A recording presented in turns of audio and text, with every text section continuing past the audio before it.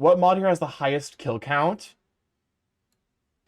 I think I have a pretty good idea of who it would be, funnily enough.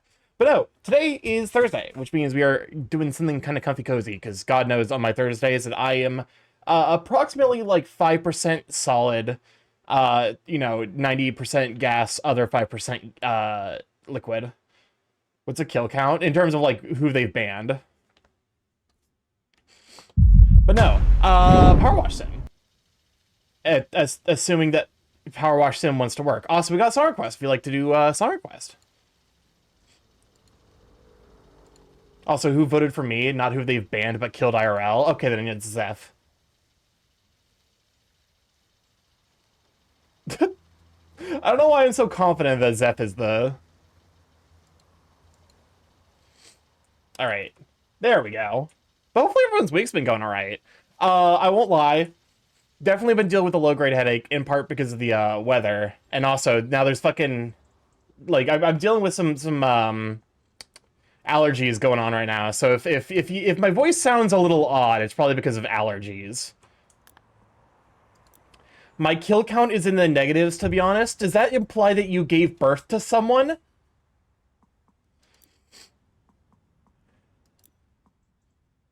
Time to get the bird moist powerfully. Welcome on, Brianna. Glad to have you, sweet bean. Wasn't sure if it's related to body count. Alright, we continue the teapot job. But yeah, no. It's like, the allergies... Like, I don't normally struggle with allergies, but for whatever reason, I've been struggling right now. We're experiencing the struggle today. Place. Excuse me, it's an unplaceable ladder. There we go.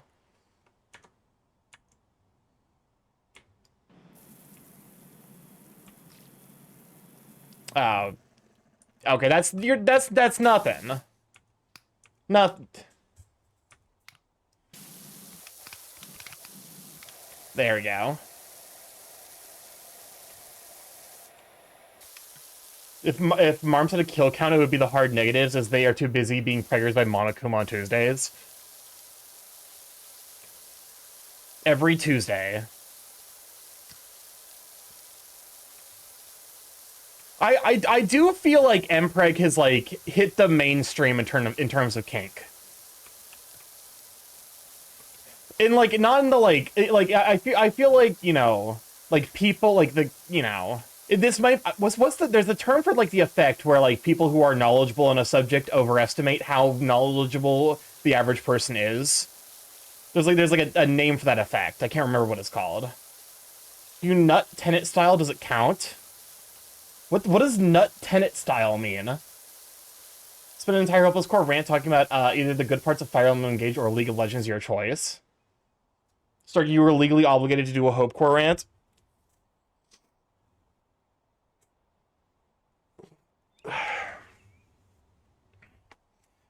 There's a bigger pusher for breeder fetishes these days. That's fair. That's a fair point, actually. One moment while I gotta pause the music real quick. You know, I reasonably give, Fire Emblem Engage a ton of shit, because there's a lot genuinely wrong with it. The story's garbage, the music is underwhelming, the character designs are terrible. They're not bad, they just don't fit the, like, aesthetic. I guess, like, that, but, like, you know, if I'm gonna give earnest credit, the character designs themselves are fine. They just don't fucking belong in a Fire Emblem game. The character designer clearly knew what they were doing in terms of, like, creating VTubers. The designs are really, really solid. They're, like, expressive. They're well thought out and considered. They're super well balanced, but it's just not the correct, like, location to put them, I think, is the biggest issue.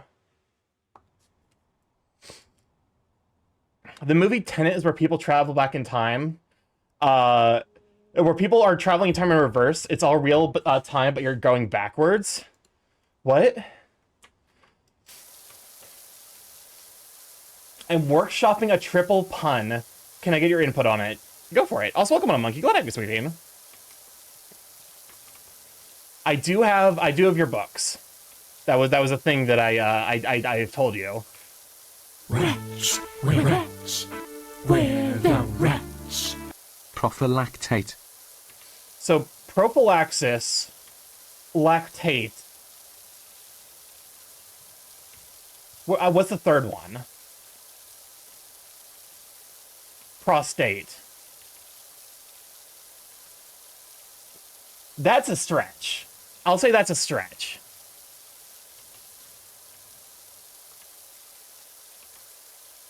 But also, like, this is one of those fucking English things where it's like, you're not... You are aware that, like, I am one of, like, 3 people who's going to actually understand what the fuck you're talking about, right? Tenet is the Christopher Nolan movie about time shenanigans. Because who the fuck knows what prophylaxis is? Unless you're, like, specifically a doctor. Or a language nerd. I actually learned recently that insipid is, like, a far more, generic insult than I initially thought it was. Because insipid just means flavorless. Or lacking in flavor.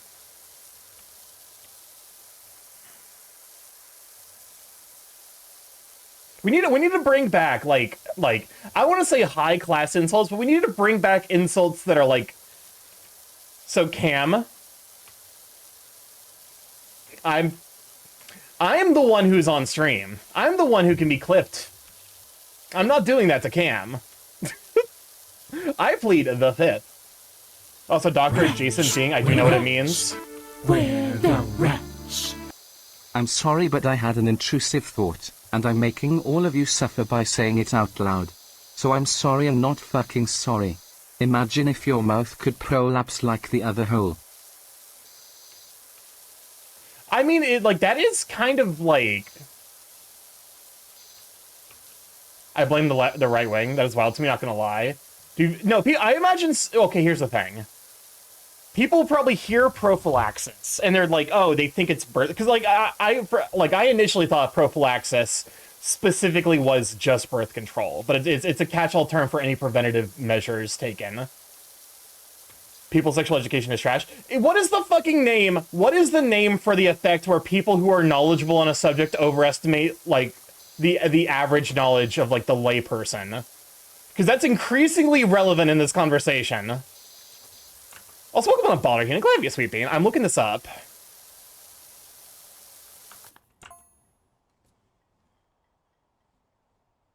I'm too deep in not fucking to be an expert on birth control. A friend of mine occasionally sends me cursed images, and I do a flashbang my mom with Noel's canker sister toe holding gif. I've seen that gif. I was thinking for the Balder King for the 5 stream streak. Sorry, did you hear the Paralives community is quickly making a Wicked Whims mod for Paralives that dropped into early access earlier this... What's Paralives? I have no idea what that is.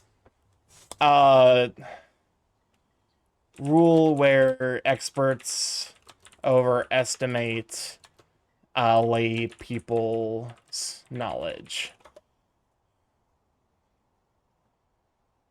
It's not the Dunning-Kruger effect.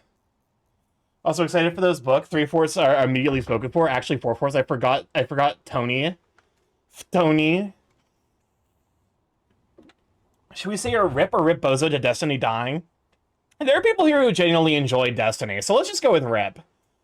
Also, welcome on a Ruffles. Gonna be a sweet bean. Effect where experts overestimate lay people's knowledge, because it's like there's an XKCD comic about this. Rats, we're rats. We're the rats. I don't think I've ever done this before. Thorny.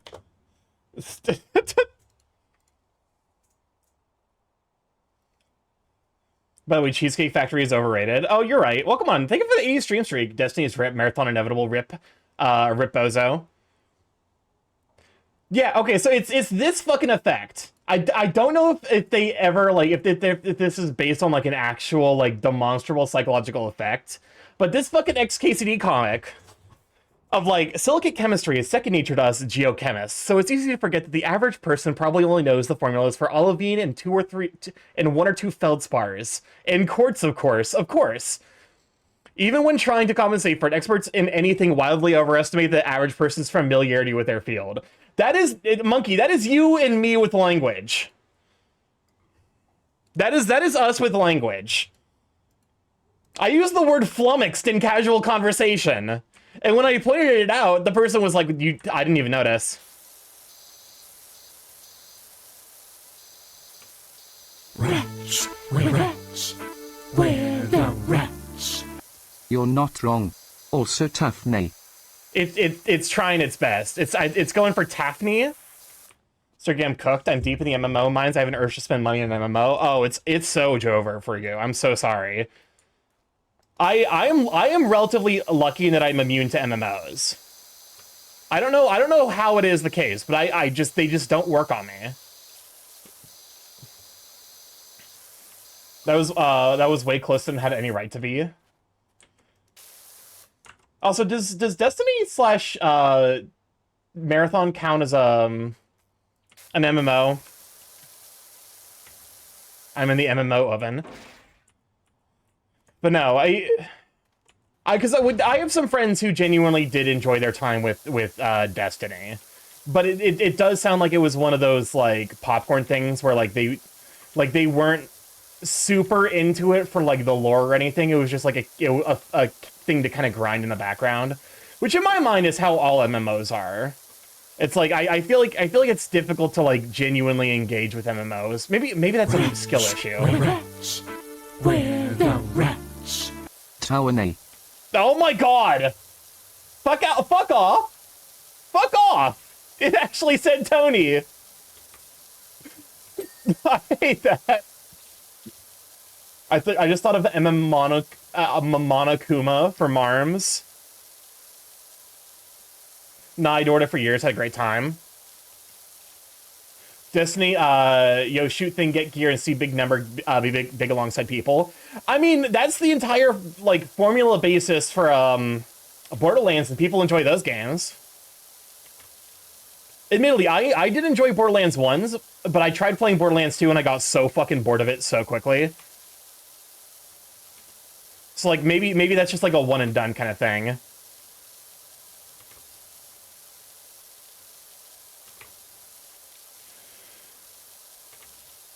The funny thing is, like, I do, like, you know, I see the appeal of MMOs. I don't know. I think I would need to treat an MMO. Welcome on, Sasha. What did I just sleep here? We're the wretch. Like, I have a good sense of how to use a semicolon, and it's basically intuitive and all. However, I feel like it comes off as pretentious or confusing if I were to use it. Pretentious or confusing? I mean, the usual use in my mind for, like, a semicolon when writing is that you set up the concept like you're going to explain a list of items, and then you explain what the list of items actually is.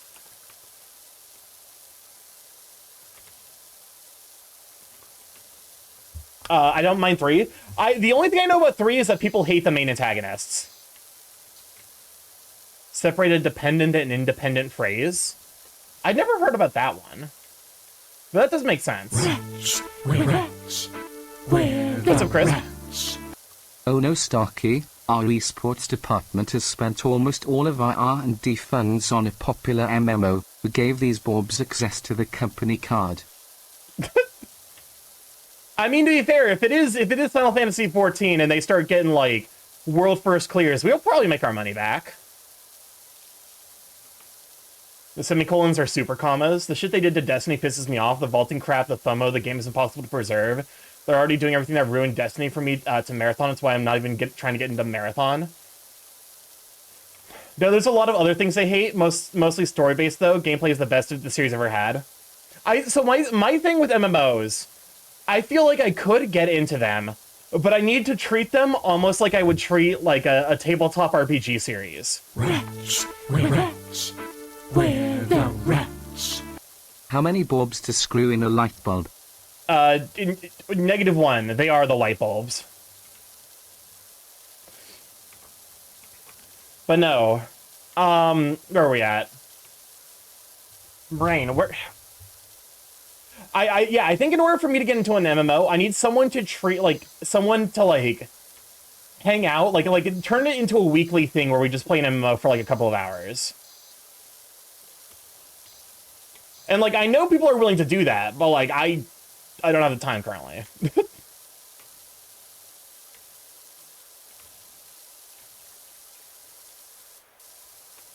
I've been exposed to what MMO I was playing.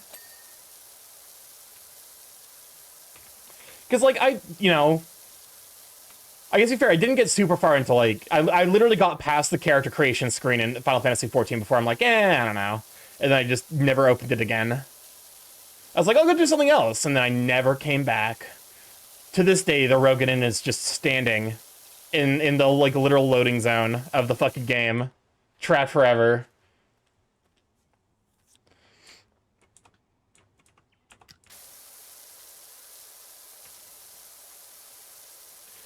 Do you have an internet that can handle an MMO? Oh, absolutely.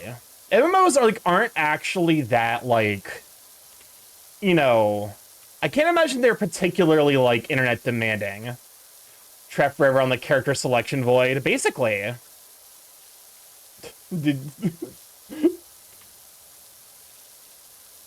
I'm at the point where I'm asking someone to make me a Final Fantasy XIV account for the free trial.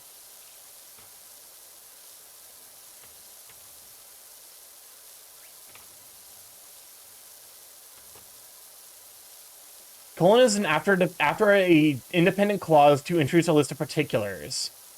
A positive, an amplification, or an illustrative quotation.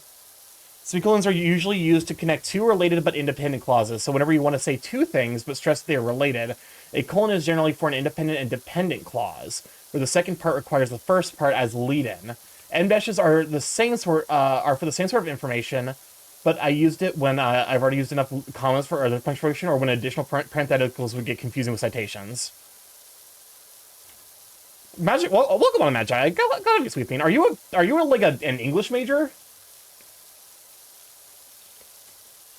The Backdoors movie is certified fresh on Rotten Tomatoes. Let's go.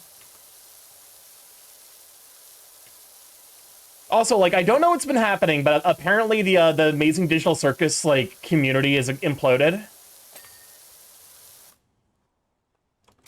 I know that, like, apparently the movie got leaked, and, like, to some degree with all the bullshit going on, Gooseworks has just been like, it's fine. Which, like, I think is, like, you know, I think it's more reasonable to go, like, it's fine than to, like, crash out over it. It got leaked? Oh, that sucks. Oh, yeah, no, it sucks a lot. I mean, I'm still gonna watch it probably on YouTube, because, like, I don't leave the house. Also, welcome to Ocean. I'm glad I have you, sweet bean. I will let people know so they are cautious. Yeah, it got leaked on, like, Reddit, I think. I was an English major. Yeah, I haven't stayed in the field, but writing is still something I have to keep studying for a PhD. Oh, shit, you're going for a PhD? That's awesome. A pretty... Why does my brain default to PhD always standing for pretty huge dick? That's my brain's default joke about PhDs. But also, like, oh... I'm the first person to say that I only know most of the English rules so I can break them for emphasis. I wonder. Shut up. Shush you. But no, you're what you crave now. But no, that's really, really cool. Also, at Magic Guide, I feel like you and Monkey would get along. Starting things, I have a PhD. Rules are made to be broken. Well, what's Monkey? What's your line? What's your go-to line in regards to nobody knows the pig like the butcher? It's from a Brandon Sanderson book, I'm pretty sure. Going to college for penis enlargement. But yes, I've been getting a PhD for a few years now. That's awesome. Yeah, ain't nobody know the pig like the butcher, Wayne Terraceborn.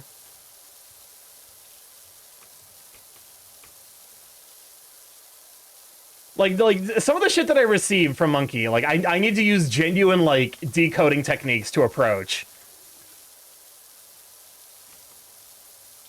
The most relatable character in all of fiction. Relatable specifically to you. To be fair, I actually haven't read that. I have no idea what book it's even from. My brain wants to say Hogfather, but that's just because you always talk about Big Daddy.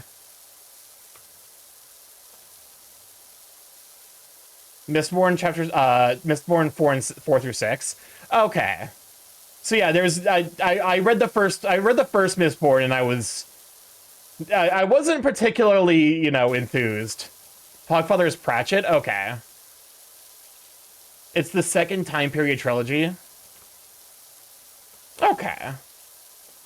Mistborn was, I'm like, it's fine.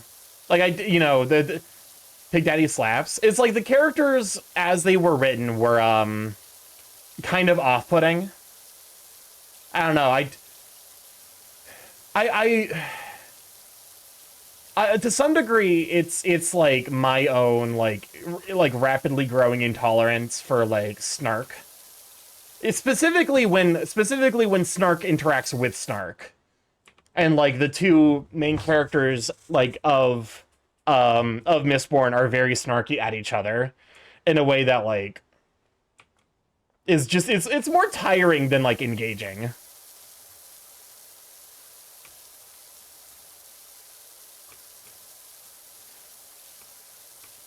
Like, I'm sure there's, like, character development that, like, is like, oh, you know, the reveal that the snark is all part of the, like, welcome on, Ivan. Glad to have you, sweet. Be a shout for Ivan. I'm sure, like, there's some intrinsic character reveal that's to the effect of, like, the snark is, like, some kind of coping technique for, like, past trauma. They are incredibly slow burns. The endings are great. The endings may not be worth a squeeze. Yeah. Yeah, I think that's, like, my biggest frustration with it. Like, you know, aside from, like, the way the characters interact, is, like, a lot of it feels like it's more talking than doing. Reminder to people, Summer Game Fest will be happening soon, so the chances of things leaking are very high. Be aware. What are you talking about with, like, what do you mean by leaking? Like, what things are at risk of leaking? I love me some power washing propaganda. Maybe the hydrate.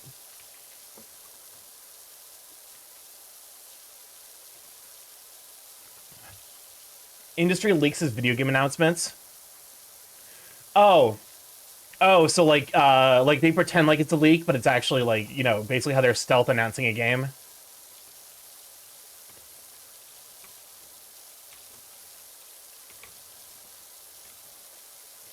Wayne Snark is a coping mechanic. You kind of nailed the character. I mean, yeah, because it's like, you know, I of course I know that character. It was me.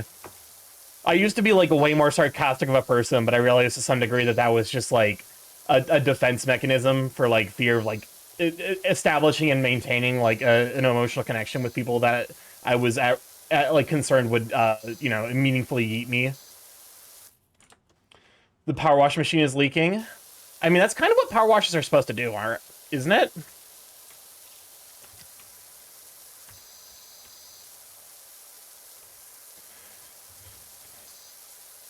I think okay, to some degree, I actually feel like I'm maybe, what's up, Chris?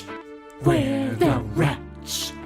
Uh-oh, Starky, your mega washing jet 5 million has steered to leak water everywhere.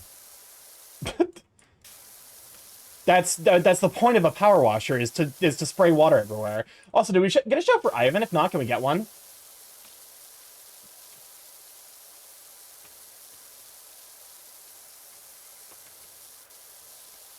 There's already people saying they'll show Persona 6, for example. Okay. I got shouted out. Okay, perfect. Thank you. What was I talking about? Oh yeah, that's right. I feel like I am, like, trope savvy to a fault. Because my immediate thing is, like, when there's a grating personality trait, the author almost certainly knows that it's grating, and so they're likely to, like, introduce, like, a reason or justification for it.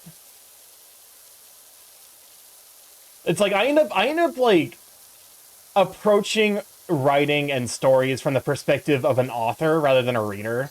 So a lot of the times I'm like, okay, this is here for a reason, you know?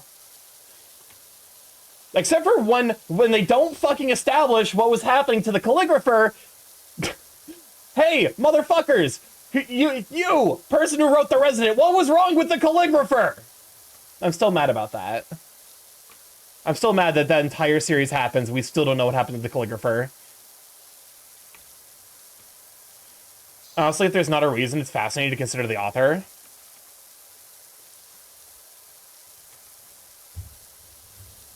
There's a recurrent joke in the Residents about the calligrapher having a particularly bad day, where the shit the names he's writing are genuinely incomprehensible, and we never get an answer for that. Can we just shout for Starky's freezer burn pot stickers? That you have no idea how fucking targeted of an attack that is.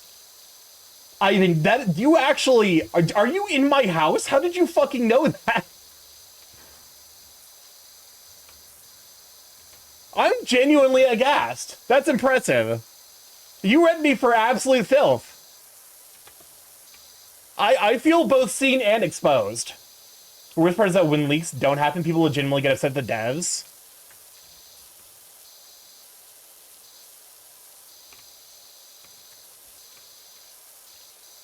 Oh. Listen, sometimes things go in the freezer, and then I forget that they exist, and I never plan around them existing. And so I never use them, and then I'm pretty sure those plasticers are like they probably should get thrown out. I've been telepathied your mind. How dare you take my shirt? I've been getting these these YouTube shorts for a drag queen who does comedy segments, and she's great. I fucking love her so much. I think it's like Carissa something. And she's just got like such like a charming personality that I love so dearly. I love one of my favorite jokes that she told was she's like, wow, you've been dating for 8 years? That's that's like 26 in gay years. And like the laughter was like more muted, and she was like, oh, you see, I like how you could tell who was straight and who was gay, because the gays immediately laughed, and then the straights were like, well, if they laughed, then we can't too. That joke genuinely broke me. It was so goddamn funny. I aspire to be that level of quick-witted. Now you're exposed. Send you a GM while you never guess the plot twist. Is it mayonnaise? Hold up. What is this?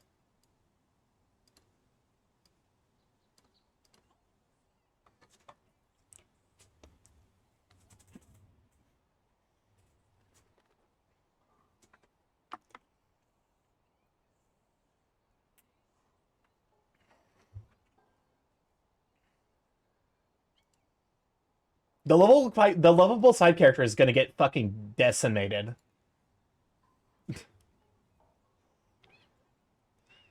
Oh, he's dead. He's dead.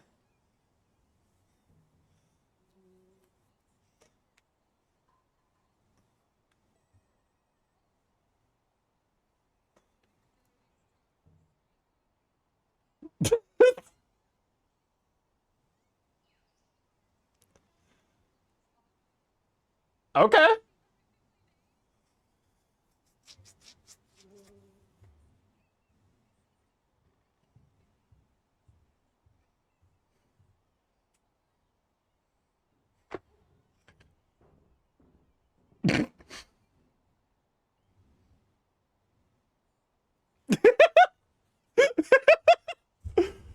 Yeah, that's what I'm talking about. Is like I like my brain does like a meta-analysis on like literature so hard that like a substantial number of times I will guess major plot points because I'm like, this would be the obvious thing to do. I think that's like part of like why I hate certain genres. Wretch, wretch, What's up, Chris? where the wretch? If you want to call out post Starky, I can point out a fact you will never recover from. You used to say you were 6.7 feet tall until a 67 meme became popular, then he started saying he's 6.8 feet tall. Technically, I was 6.7, because 6.6 and 7/10 feet is actually 6'8", or 6 foot 8 inches. You know, when I shove the death flags in my eyes. Because you're too... I am too genre savvy. It's like a meaningful problem. It's a meaningful problem where, like, I'm like, okay, there was I shit you not when I say, like, I am too genre savvy. I solved, like, we were watching a murder mystery, and I figured out who the murderer was because of how the shots were being framed. They were being framed in such a way that the character who, like, was the murderer was in the middle of every single shot. And I was like, okay, you're just being so explicit right now, aren't you? That's the level of shit that but that's how it works. Well, like before the reveal, it's like, these are like wide angle shots of like the entire cast and all like the possible, you know, all of the suspects, and then like, you know, in every single one of them, a certain character is present and also is centralized within the frame. And I'm like, you know, it's her, isn't it? Half of writing is mysteries, writing something interesting. The other half is being clever about spelling the answer before time. Well, it was like it wasn't even like I'd had suspicions, but like as soon as I saw the way that she was being framed in the shot, I was like, okay, it's obviously her.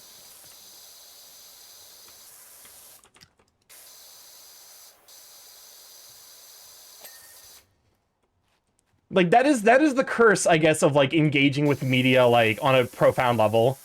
Is that like I get too good at pattern recognition, which is why I need to watch the rest of Kevin Can Go Fuck Himself, because that show genuinely fucks with my it fucks with my brain, because it like half the time it's like set up to be like, oh, it's like a, you know, a rom-com based around like the you know, Peter Griffin man-child, like the Peter Griffin style man-child character, and then the other half of the time it's a fucking like genuinely like kind of startling you know, examination of trauma and like abuse.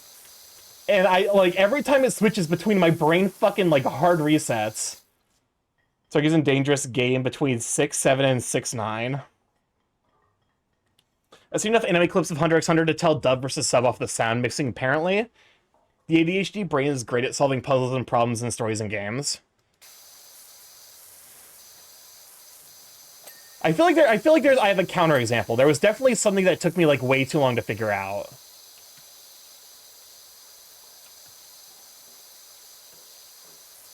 I guess to be fair, like, you know, the example I was thinking off the top of my head was how like it genuinely didn't process that Mikon was the third murderer. In part because I was like, what the fuck are we doing picking the murderer now? There's still so many unanswered questions. There are drawbacks sometimes. Welcome on in, Corvic. Go ahead, you sweet bean. Take the hydrate. One sippy bird. Me am take sippy. But no. When that reveal, I was like, oh, god damn it. Wretch, wretch, where the Again, we still don't know what's up, Chris. Imagine a series where the main suspense slowly becomes whether or not the obvious Act 3 twist is gonna happen or not. Like it constantly teases the most genre-savvy readers to the point where it's basically a coin toss if it's gonna anti-climax the plot twist or not. I mean, isn't that, like, I feel like there's multiple pieces of media where that has happened. Because I'm aware that, like, oh, well, Kaz, the Cheetah, thank you for the follow. Welcome to Lab Chat. Go ahead, you sweet bean. I'm aware there's an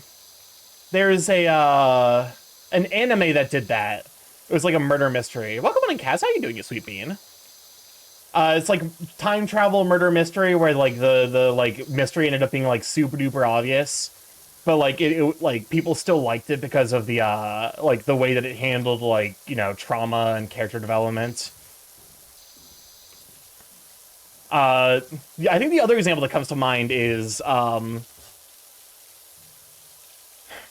what was it? The Game of Thrones. Game of Thrones were like they were very very clearly setting up for like a specific ending.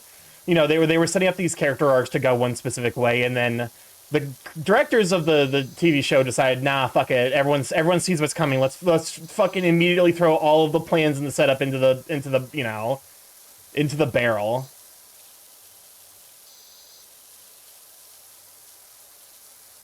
What is this song? I'm assuming Kiki is like like having a Kiki is euphemism for sex. It's a banger.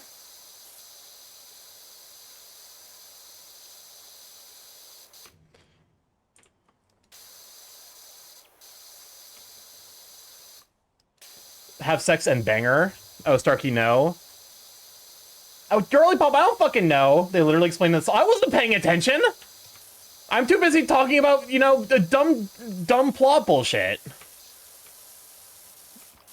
The music exists exclusively to force me to react to it sometimes.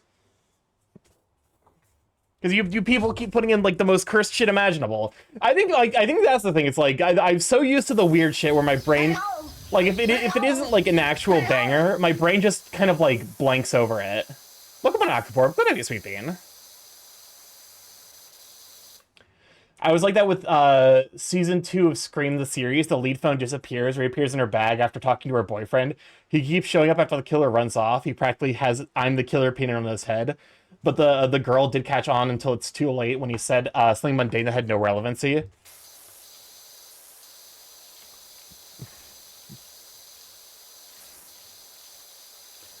I think that, like, I think it's, like, one of those things where, like, you know, the Folding Ideas video, like, where, like, he was talking about, how Mr. Beast games episodes end, and they have, like, a bad habit of, like, setting up, like, a plot point that gets immediately fucking undone.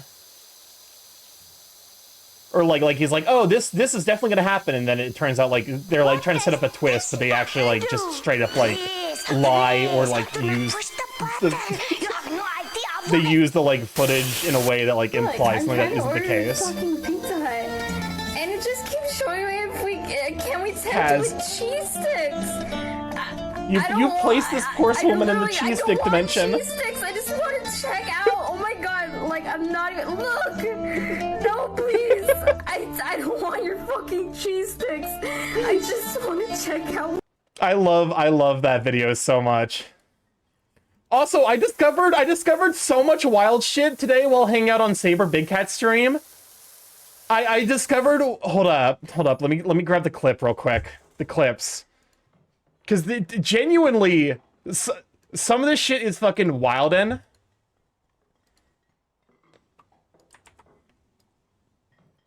These two clips, I'm tempted to like go in and add as much like it. The reason that I don't modify the button press that much nowadays is because it's a huge fucking pain. But these two clips are so good, I'm tempted to go in and edit it still. It's really funny how the contestants went to every podcast imaginable just to say everything was edited very stupidly. We should put the CEOs in the cheese stick dimension.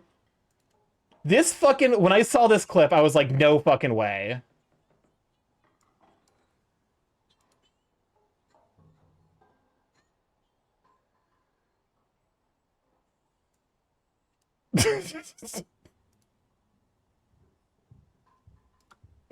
Why'd they do her like that? Why'd they do her like that? Also, this one fucking sent me to the stratosphere.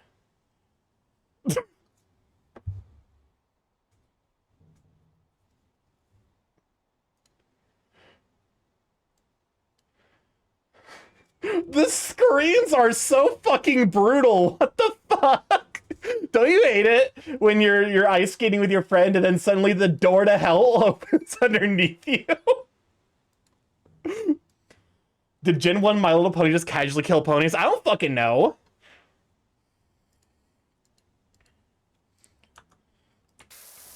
Just another Monday. Time to doom shit up. To doom suit up. I just like... I think I love... Because, like, this, like... You can tell that that's early in the days of television, before they had like a good idea of like what they could get away with. Because the screams of the damned pony are actually so goddamn brutal. You should add, you just summoned your mom. Maybe. Like I said, it's one of those things where like I need to like probably sit down and like go through what I currently have set up.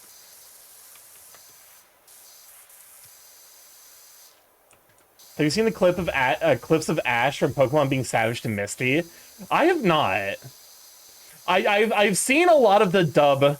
I've seen a lot of the dub Pokemon, like French Goldeen, French Starmie, French Star. I was surprised to learn that French Staryu is also fucking stupid. French Staryu is genuinely just a man screaming.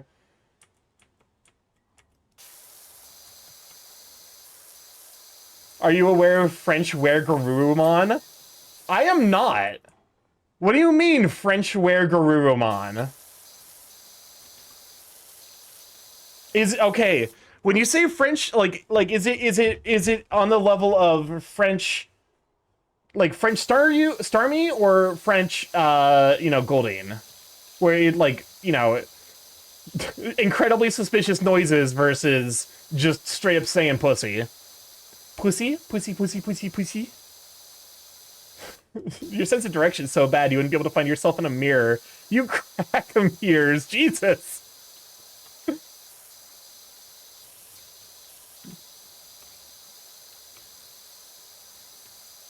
It really is, like, it is funny, because they do kind of paint Ash and Misty as, like, a couple. Well, come on in, Bella. Let's go to you, Sweet Bean. They're like, oh, these two have couple energy, but, like, in it, like, you know, then you see them, you know, like, Misty leaves, and it's like... I feel like the anime forgot that they set up that plot point. How's your afternoon going? It's going alright. Currently, power washing and yapping.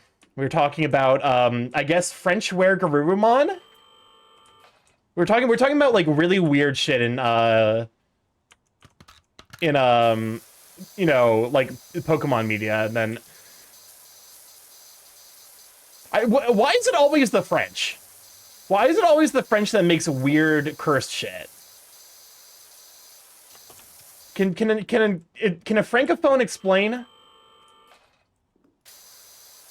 Because Angela Anaconda, French. the Tele Francais pineapple, French. Something cultural identity. Mimes, French. France, explain. Explain your cultural obsession with weird shit. I need to understand. This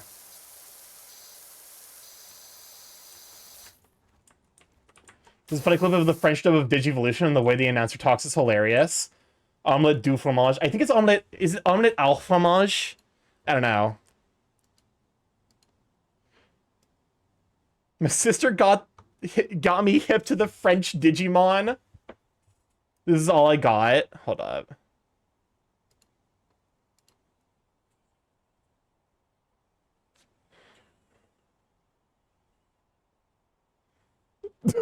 Why did you laugh? Why did you laugh like that?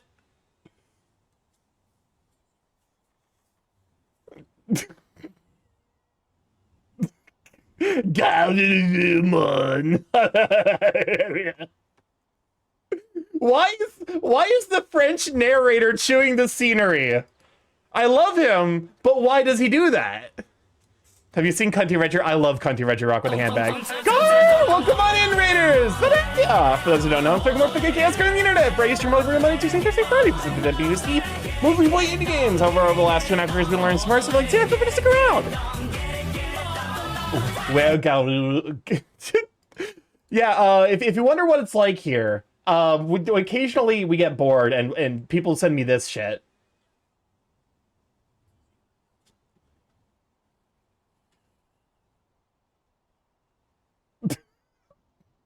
I could not explain to you why the French narrator was Was this extra?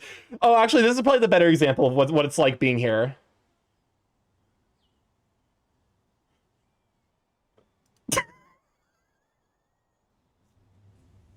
This is my stream in a nutshell. You're like, oh, it's gonna be so fun, and then you get here and you're in hell. But no, hopefully you had a good stream. What were you up to? I need that scream though. That scream is iconic. Dang Tuesdays are even better. Yeah, this isn't even like the most chaotic these streams get. Dang, the Danganronpa 2 streams have like actually fucking shortened my lifespan. Was doing good. We were playing On Guard and Melting in the Heat. Well, I've not heard of On Guard, but also, yeah, is if you're over in the you know, Europe, I think Europe is gonna hit by like a really big heat wave, right? Or like, you know, probably the southern United States is also, you know, it's always hot in the southern United States. Have you seen how wild the books are compared to the play and movie of Pokemon? Yes, because I'm aware that like I've seen the like image of Arbok getting sliced clean in half. Yeah, we're just at the end of the heat wave. I think it's been bad. As a Frenchman cousin, I find Frenchman narrators very funny. Reread. Have you ever seen how wild Wicked books are compared to the play and movie? Oh, specifically Wicked. I have not seen Wicked, the play, the movie, or the books. The only thing I know is Cynthia Erivo, defying gravity. Da da da da. I don't actually know the lyrics besides defying gravity. I think she defies gravity or something. I don't know. I haven't seen the movie. Who up defying the gravity? Horny clock tower and human feral sex acts. In Wicked? That sounds about right. Because it is based on I was about to say Alice in Wonderland, but that's not right. Wizard of Oz. Is Miracle Whip an aioli? Aioli is specifically garlic and oil, so no. That's literally like the word aioli literally means garlic and oil.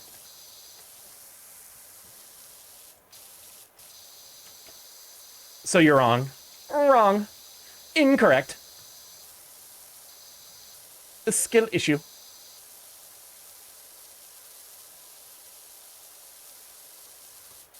But no, like what I appreciate about the French is the French are entirely willing to acknowledge the dumb shit. Like every British person, like you know, Englishmen don't have like many points of contention, but like if you talk about English food, English people will get like actually mad at you, even though it looks, you know, even though it's kind of earned its reputation. But like the French are just like, yeah, whatever you want to say, we don't give a fuck. we know what we're about, and I respect the fuck out of them for that, actually.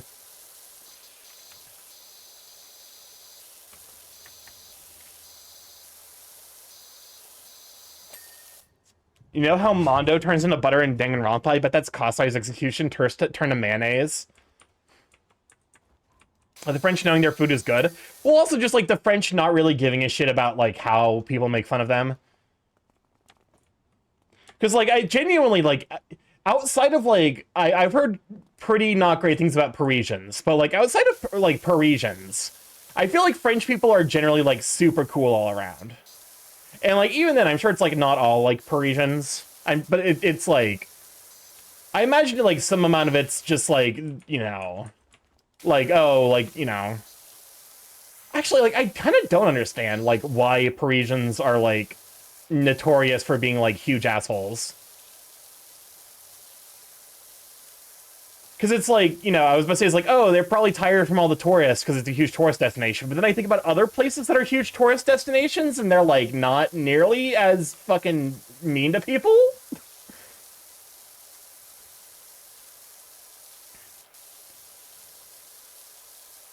I won't lie. I should not go to Paris, because if I did go to Paris, I would specifically research ways to piss them off the most. I would 100% try to start. I wouldn't try to be like outwardly rude. I would just find all of the things that they find annoying that like foreigners do and do every single one of them, like as aggressively and loudly as possible. Like really like hit them with the fucking butchered ass French pronunciations. Like pardonnez-moi. Où est la toilette? just fucking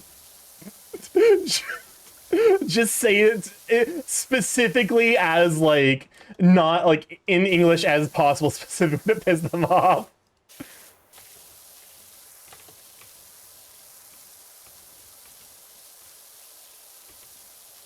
But also, like, the French people seem really, really cool. Every person I know who speaks French, actually really cool person. I don't think I know any Parisian people. In before, like, I actually do know Parisian people, and they're, like, secretly plotting my downfall. Go to Chicago and get a Chicago hot dog with ketchup, then a pineapple pizza in Italy. What's wrong with pineapple pizza? It's sweet and salty. It's not that bad.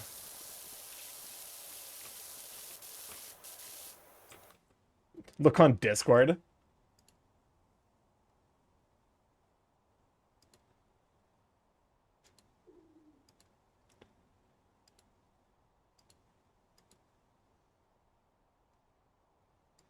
Also, we're about to run our first set of 3-minute ads. We realized that we got to turn off pre-rolls, but we don't have to do with the ads as soon as they join the stream. Feel free to go grab a snack, go grab some hydration. We'll be here when you come back. What is this?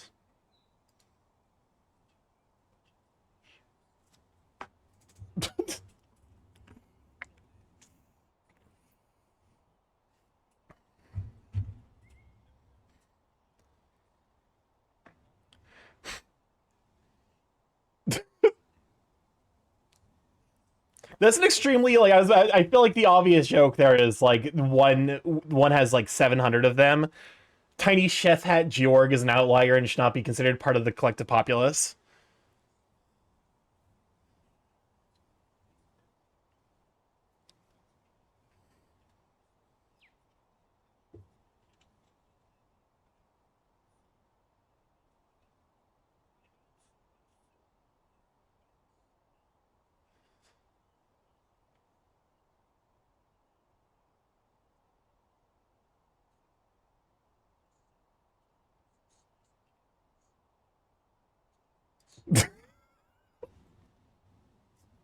Can we kill the glasses, dude? Immediately. Immediately.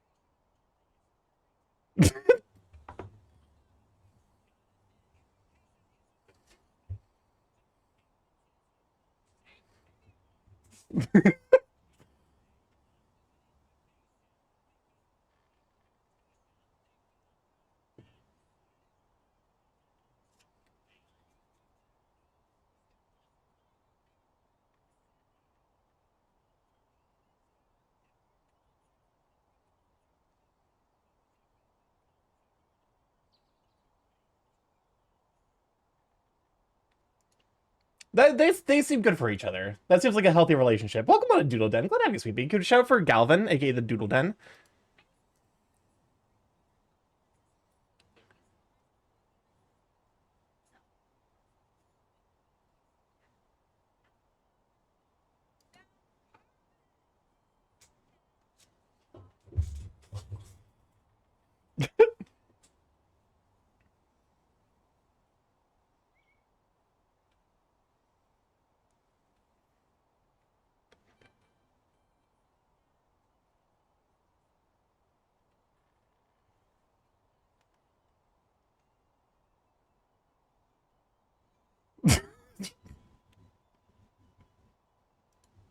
Hey, what happens in the book? Hey, anyone who's read The Wicked the book, what the fuck's going on there? Why was there so many tigers? Was Wicked written by a furry? Because if so, you actually might convince me to read it. I say I'm pretty sure those were lions. What's with the lions? It's Wizard of Oz. They don't. It's obviously supposed to be a lion. Listen, I know my big cat sonas. I don't. Nobody tell anyone with a cat sona. They can never know. But how you doing, Galvin? It's a lion and lions, so lions and lions, oh my. So yeah, why was there so much lion sex in the Wicked books? Does someone want to explain the copious amounts of lion dick? Cause like, I ain't judging, I'm just curious.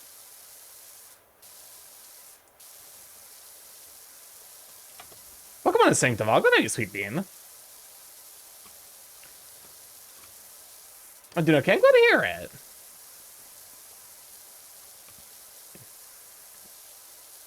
Lion orgy and munchkin sex. Everyone who read the book were like, "Don't do that."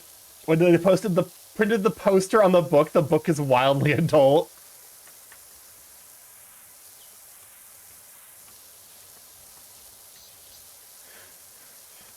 I mean, like, okay, I'm to some degree, I'm like, okay, I don't really care if, like, I don't, I'll be honest with you, I don't care about sex scenes. Like, I'm pretty indifferent.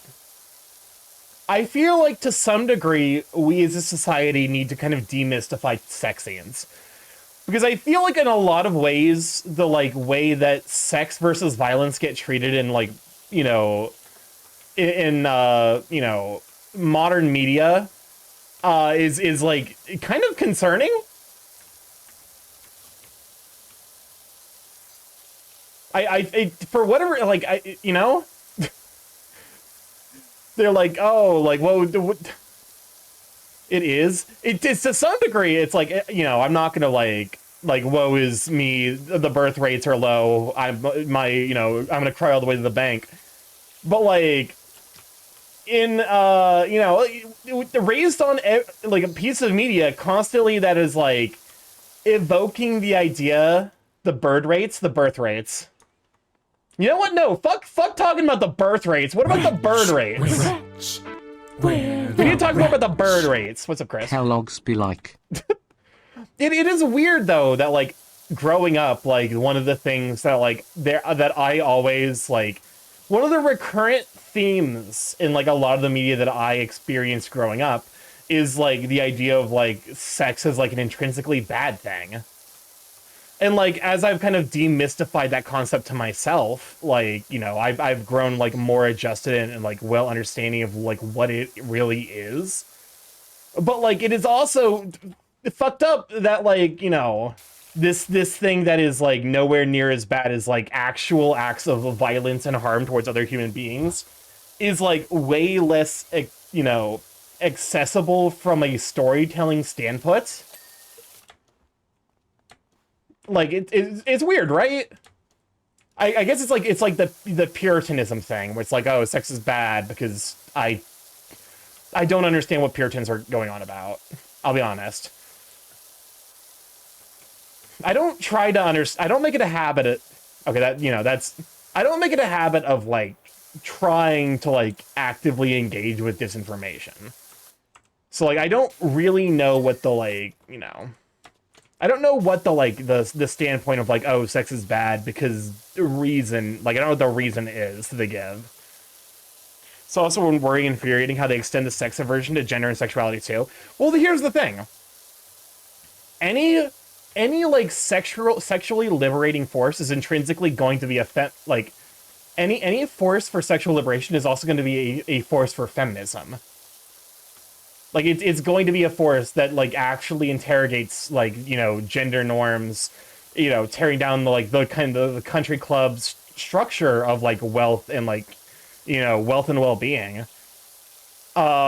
Which like, you know, is kind of part and parcel to conservative appeal nowadays. So like they can't undo that. Like, you know, it's one of those things where like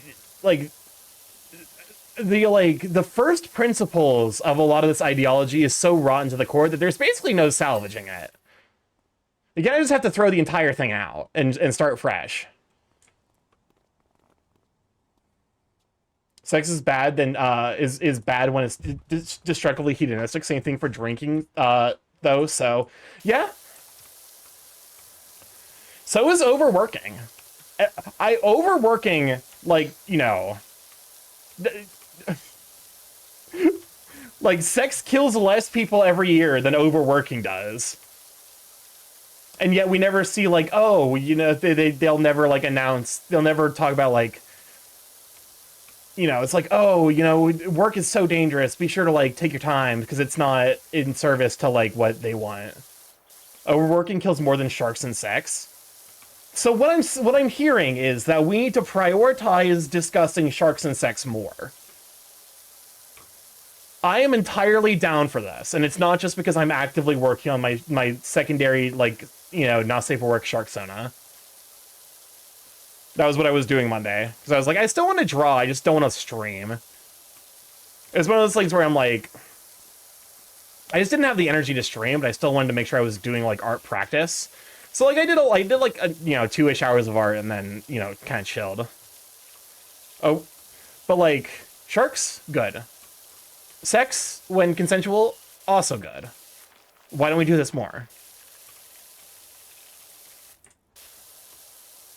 The problem isn't there's a lion orgy in the movie. The problem is the playing the. Huh. I love the like extreme like, you know, audio balance and difference from the backup cue. It really kills it. Consensual shark sex. That's good. I respect and enjoy consensual shark sex. The problem is, isn't there's a lion orgy in the movie? The problem is the play in the book is a loose adaptation of the book with the same core themes, but adapted to the family-friendly. The book is far more horny and violent, so doing a reprint of the book with a movie poster is disingenuous because parents are going to buy it for kids, and the book's not meant for kids. Yeah, that is a problem. But also, it's like one of those things where it's like, I don't know. Maybe being raised by a nurse, I don't really have, like, in my mind, I don't have a, I don't hold any mysticism towards sex. I view it as just like a bodily process. You know? It's like eating. It's like something that, you know, in general you do. It doesn't really, like, you know, it's a neutral process. It is kind of what you make of it. So, like, I've never understood, like, the extreme preoccupation some folk have with it.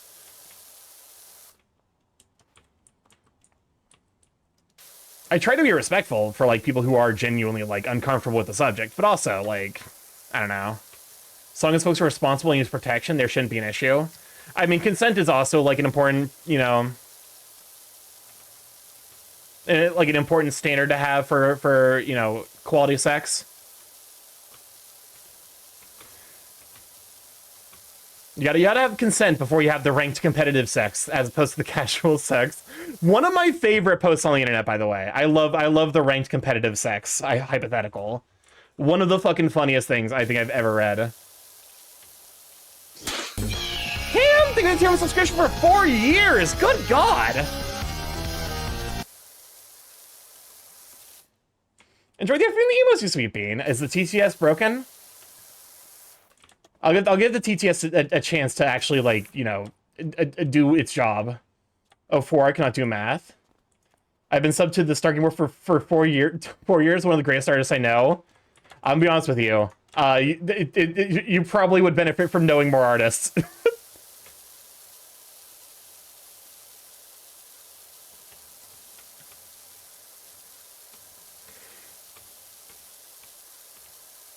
I will recognize that my art skills have improved substantially.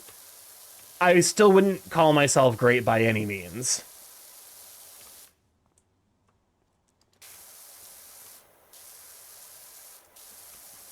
There's magic in this world. I don't know if I can feel it.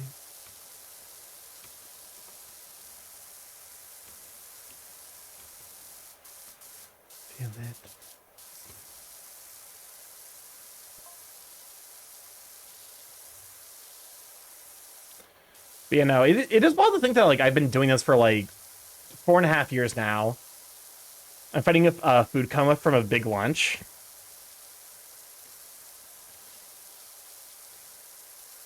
I've just taken a like napping post lunch, like even if it's just like 20 minutes, because I'll do like a dose of gamer subs or whatever, something high caffeine. Because like coffee and then taking a nap is like better in terms of energy management than just like having a coffee.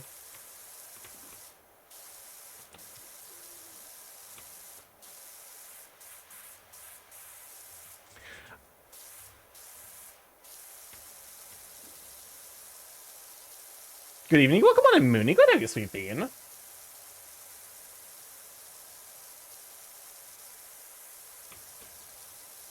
I'll probably get back to the backup queue when the song wraps up.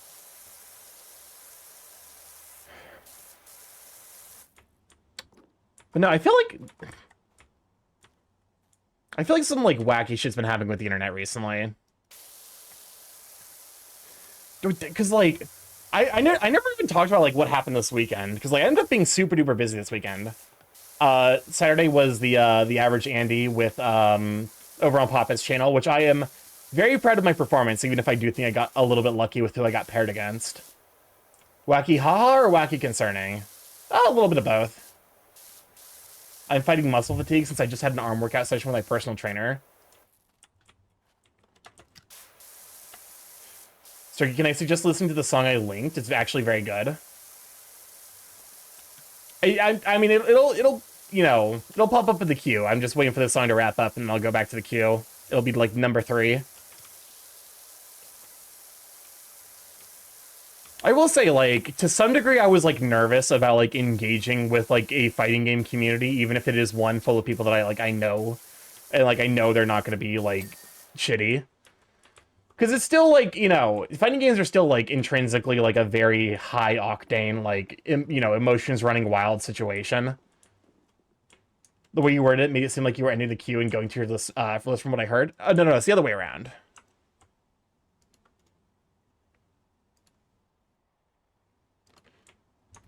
But, like, it's always worth giving the community a chance to spend on the theme and the size of it. For sure. But, like, I end up being really happy with my performance. Even if I do think I got relatively lucky.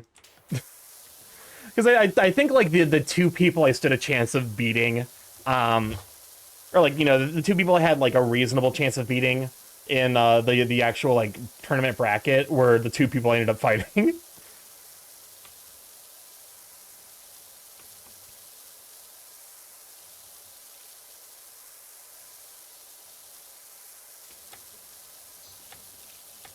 Yeah, I'll take my top 8.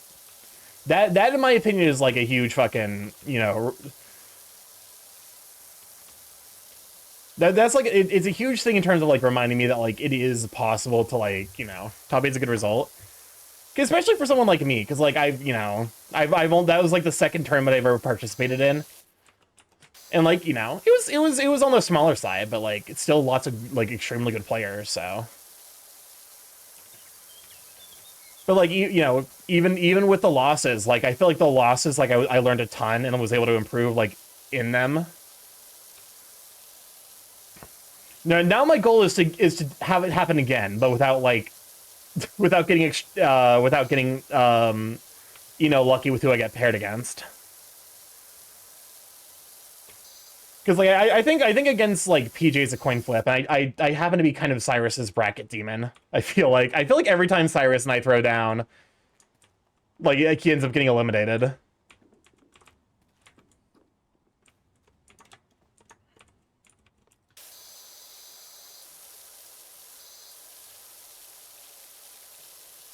But no, it's just one of those like communities where like it's always because like there are horror stories of like shit talkers in other communities. I to some degree like I do wish that fighting games would fix their like image issues by like banning assholes.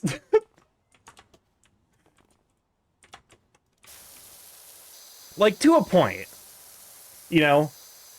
It's like someone can be mean, but like there's a level between like being mean-spirited and then like just being kind of abrasive or rude. Like I think the latter is fine, but like it's when it's coming from like a place of like genuinely trying to hurt another person with words, it's like that's fucking you're just a dick.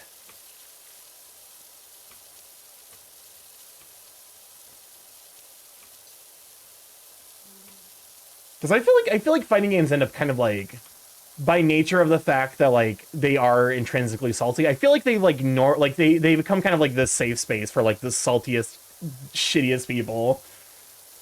So the FGC just care people if someone's good, which gives the people pass gives the pass to people to be awful. Yeah.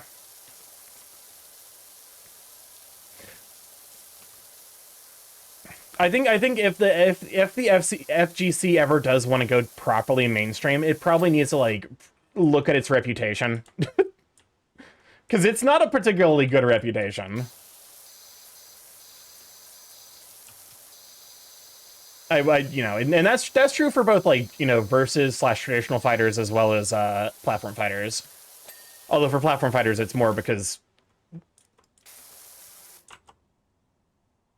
Oh, Shiano, I swear to God. You put fucking bum bitty bitty bum?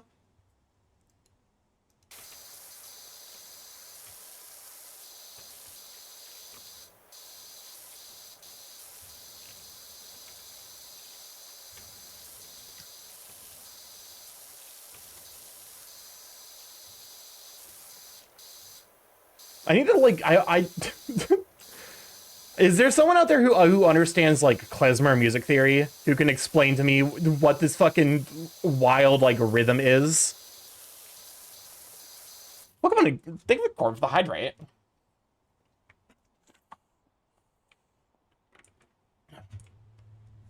Because this is a fucking like this is like a 13/8 or some fucked up shit. Back from making dinner. Or like not 13 over like a 32/8.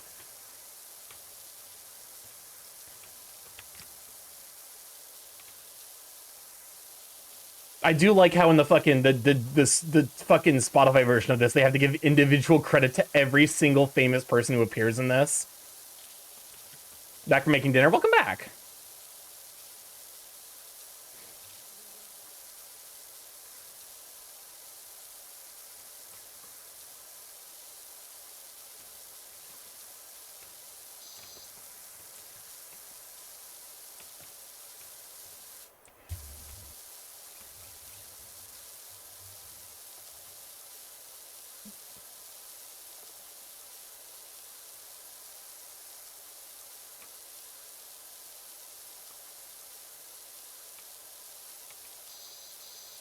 I'm beginning to think the people who are in Bumbitty might be fucking assholes.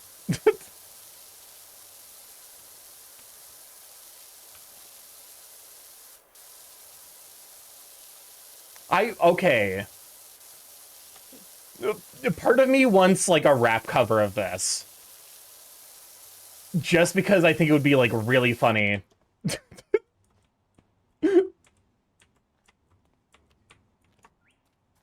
Also, like, you know, giving musicians like there's something really funny about giving musicians like garbage to work with and seeing how they run with it. It's like the, you know, it's like when there's like a shit movie, but like one person is giving it their like A game. It's like they know they're not working with good material.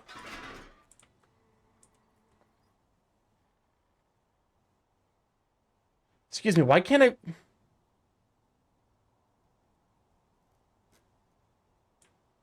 I'm gonna crash out. There we go.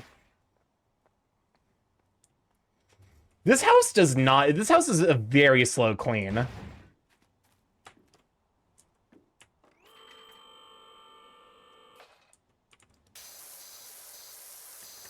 Oh, wait, excuse me, the wrong hand?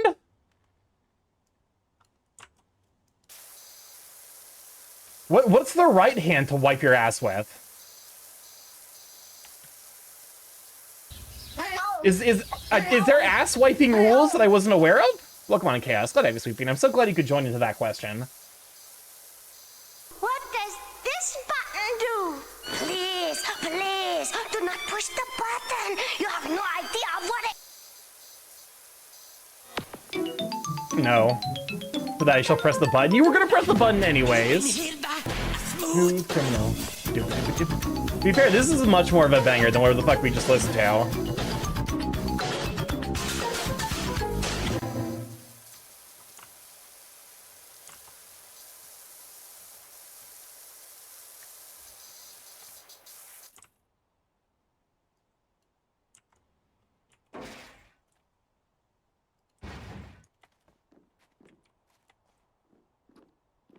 Okay, this is a banger.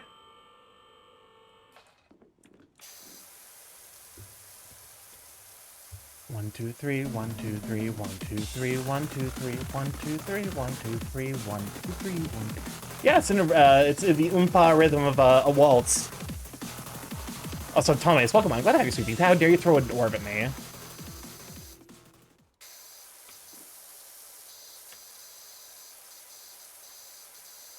I'm down for like a casual horror rewrites of like childhood classics.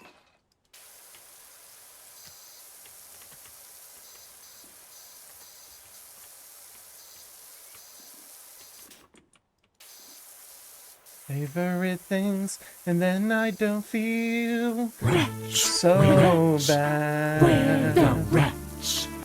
The boys are back. The boys are back? Didn't the boys end up like having a really shit final season? I feel like I heard that people like were not enthused with how the boys ended.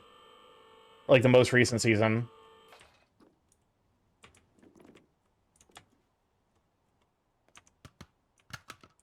I never watched The Boys. It seems fine. It seems okay. I'll be honest with you, I'm kind of like over the like make Superman evil thing.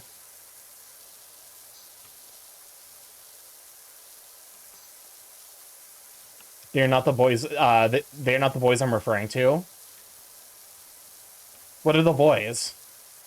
When I heard it started strong and ended mid, not bad, just but not good squarely mid.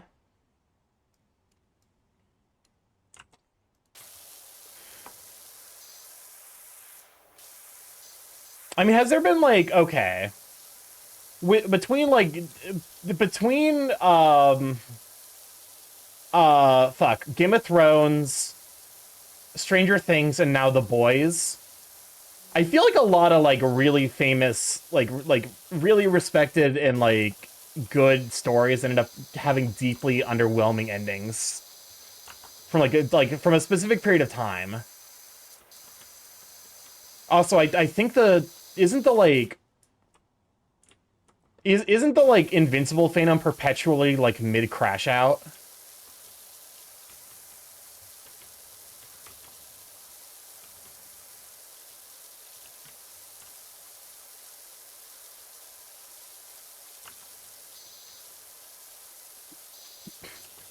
I made a steak. A steak? Mark, I made a steak. A steak?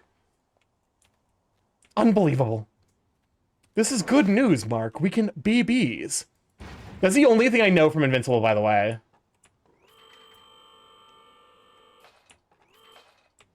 Yeah, oh yeah, I think the third Mononoke movie is coming out next month. Mononoke.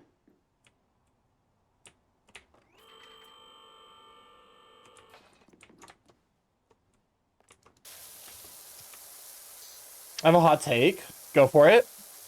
About Ghibli. Go for it. I will not protect you if people come for you for this hot take.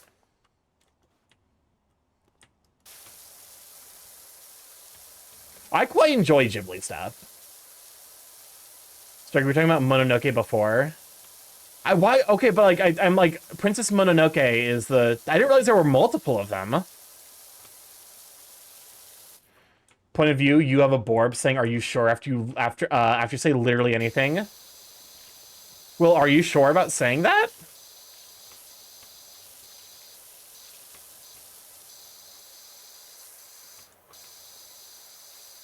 It feels like the story ends and all the conflict ends immediately in Howl's Moving Castle as well. Howl's Moving Castle feels like it just runs from plot point to plot point with no semblance of pacing. I've not watched Howl's Moving Castle.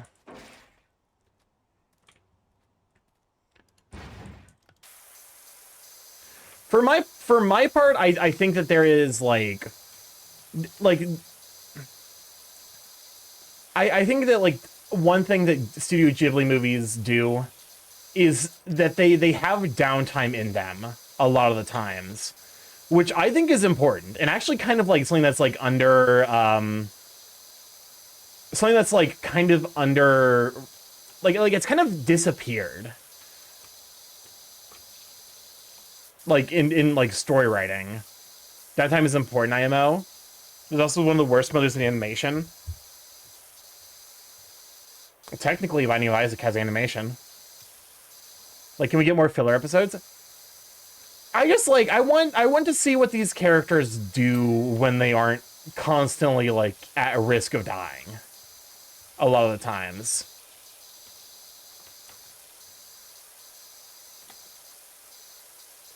I actually think like One Piece is like an extremely good example of this, where like not the filler for the anime, but like there are genuinely moments of downtime in One Piece where like you get to see the crew interact and like just visit a place for a bit before shit hits the fan.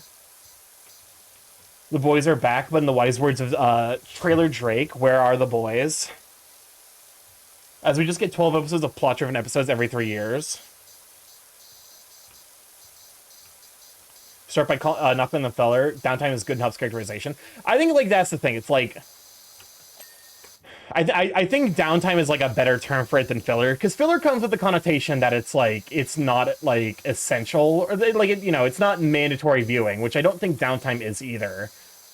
But like it comes with the idea that like it's not worth watching, in part because a lot of the filler stuff from the like mid to early 2000s was genuinely not really worth watching. Like the episode where Naruto's shadow clones unionized against him. That happened, and I couldn't tell you why. I mean, I could tell you why. It's because they needed a fucking like, you know, they needed to fill a time slot.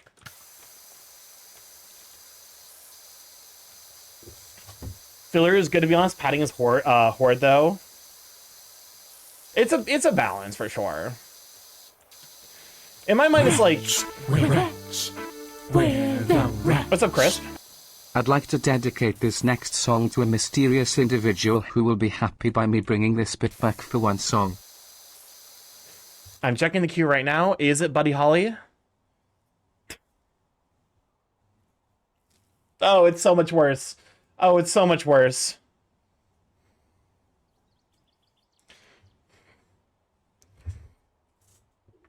I was right. I was right that technically it was Buddy Holly that Zeph was talking about, but it yeah, it's so much worse.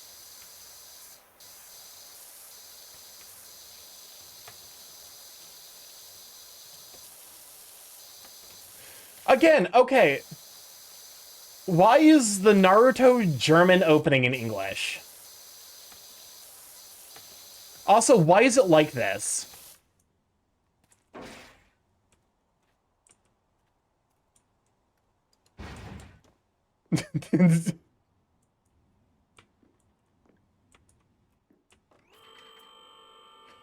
Why is the German version of the Naruto opening Naruto's story as sung by like Bob Marley? Rats, we're the rats. What's up, Can you Chris? help explain to Kasai that garlic oily is not a type of mayonnaise? Garlic aioli is it. I mean, it's got the. All right, I'm gonna disable the song queue after that one.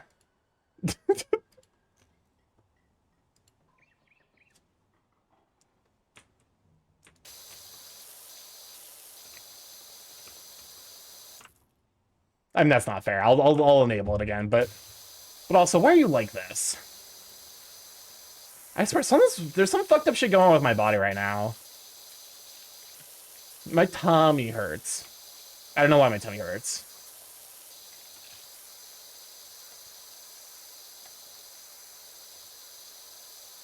This bird posted the song so bad he got the song queue turned off. You really did. You did do this. You did this to everyone. It's your fault. Your fault. Your fault. Your fault. Me when I take the sword away from you.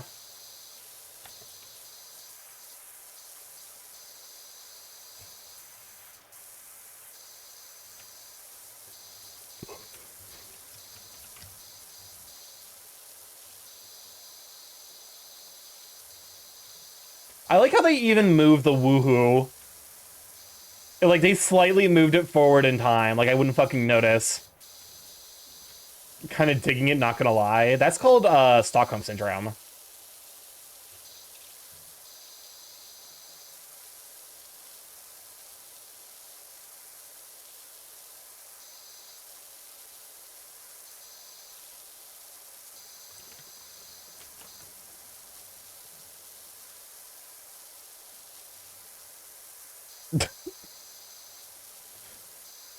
Okay, then the rapid fire nuthers did actually get me a little bit.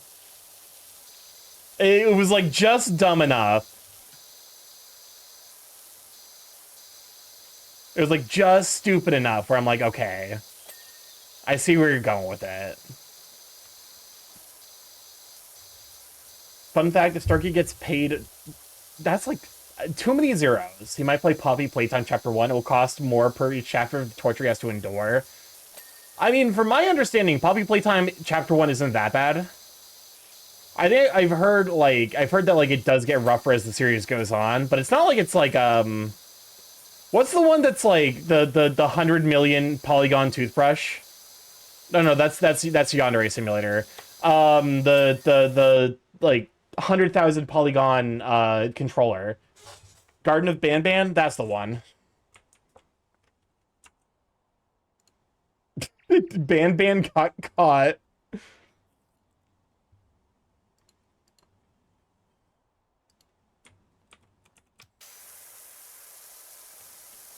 I'll be honest with you, I'm not the hugest fan of the, like, mascot horror genre. Shit so bad the automod catches it. The way I was sitting in bed and heard this stupid guitar riff from across the room from my headphones. The Buddy Holly one or the one at the beginning of this song? Pokemon Tag, go ahead, you sweet bean.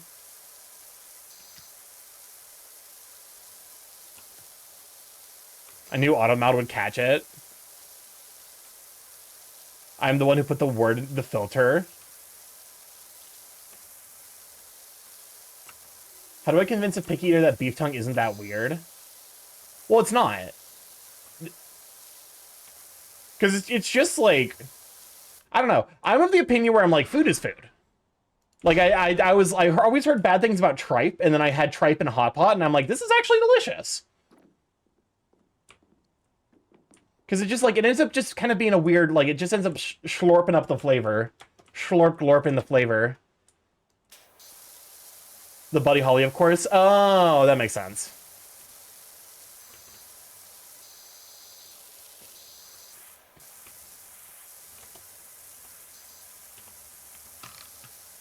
I think sausage is more weird than beef tongue. I physically recoiled. Oh, that's fair. You also have to deal with Zeph, don't you? Fun fact, Starky, I can eat red meat. I choose not to. Red meat's harder on the tummy. Also, you know, red meat ends up being a lot higher in cholesterol. Rip bird tummy. I'll have it occasionally. It's like I just try to avoid it when I'm meal prepping, because that means I have to deal with it for an entire week. And at that point, it's like it really does become like kind of an unpleasant thing to deal with in terms of like tummy pain.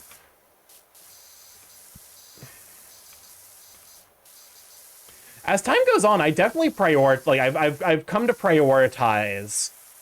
I've come to prioritize like tummy, tummy sensation in terms of my food. Is ham or red meat?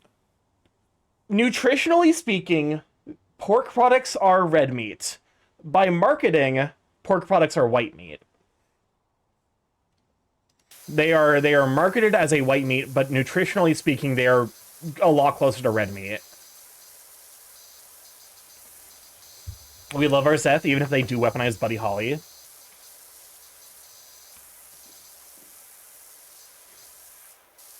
How would you feel if you heard you were at a grocery store and I heard the Buddy Holly riff? Leave my cart where it is and leave. It's weird because pork does turn white when cooked. Well, because it's like, it's from a like, like the color doesn't really like I think the color is just indicative of like the presence of like a specific type of hemoglobin. But like the nutrition is primarily driven by like the actual like structural makeup of the meat. So it's like a rule of thumb, but it isn't always the case.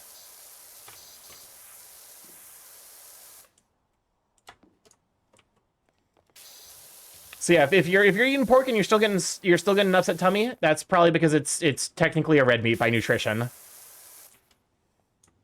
thing to hold on to, though.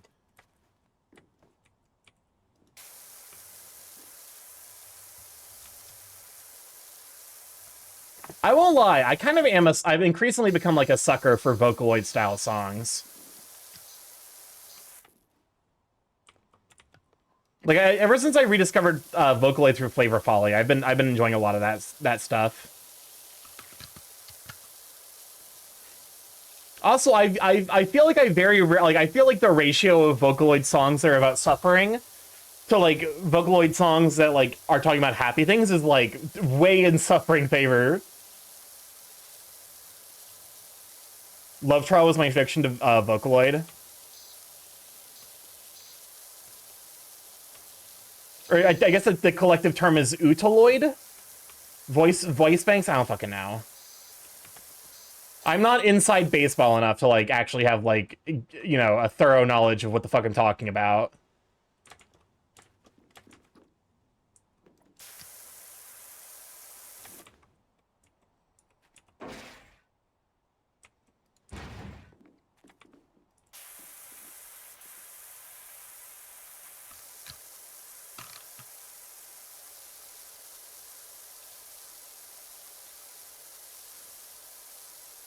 Or it's utao, right? Is the because I know the Japanese word for sing is uta. Hence, what's her face from One Piece Red? Her name is literally Sing. Imagine naming your child Sing. Now imagine that child doesn't have a particularly good singing voice. Had to entertain some family, but now I'm probably properly back. Excellent.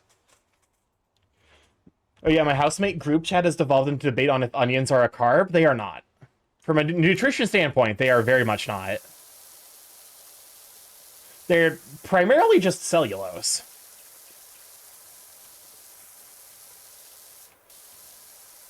I guess they have like a decent amount of sugar in them. I remember the name of a cousin which is equally bad as Sing. One of my cousins' name is named Reed. To be fair, it's a quirk of English, I think, in particular. Because, like, I know in Japanese, a lot of, like, Japanese names are actually just, like, words. Like, Shiro is a relatively common Japanese name, and that just means white.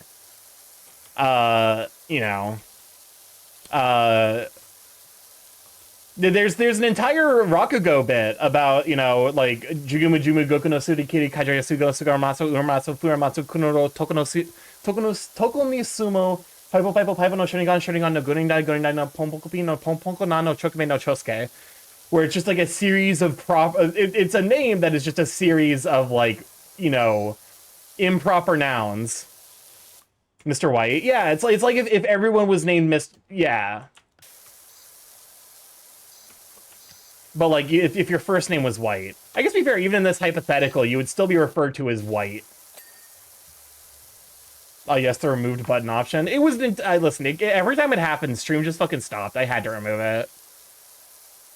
It is funny because I've been watching Akane Banashi, and the effort that they're putting into some of their Rakugo bits. White is a good last name, especially if the name especially if their name is Walter. I've not seen Breaking Bad. At this point, I'm scared to watch Breaking Bad. Because it's like I've heard so many good things about it that I feel like it can't possibly live up to the hype. And I also primarily know it because of the memes. Like the, my name's Skylar White. My husband is Walter White. Yo. And then the person immediately gets fucking flashbang from reality. I've only seen the Breaking Bad shitpost. That's kind of all I've seen from it, too.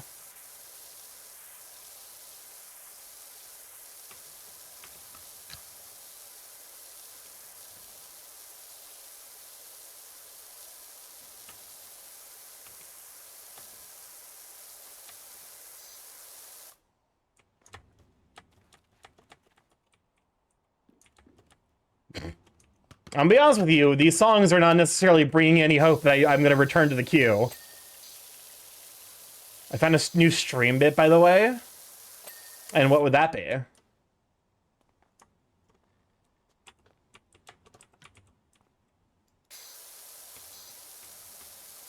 I know that Breaking Bad had the I'm such a Rick kind of people before Rick and Morty.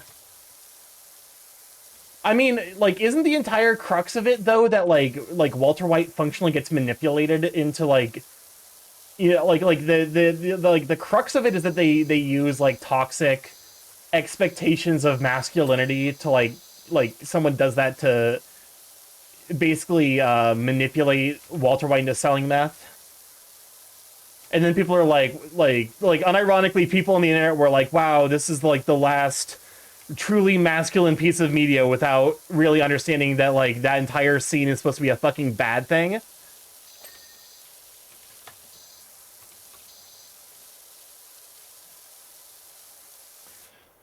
The stop posting us about Among Us remixes. Yeah, from what I've heard, saying he was manipulated into making meth is like saying Light was coerced into using the Death Note.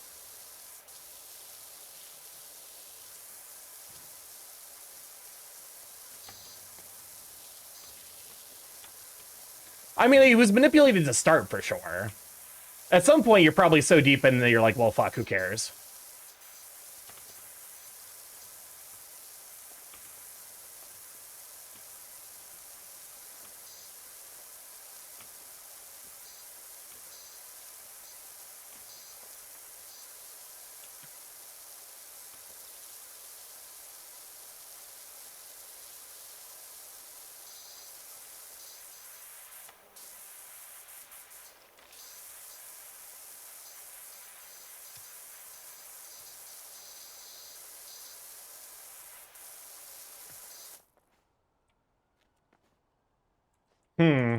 I'm missing something.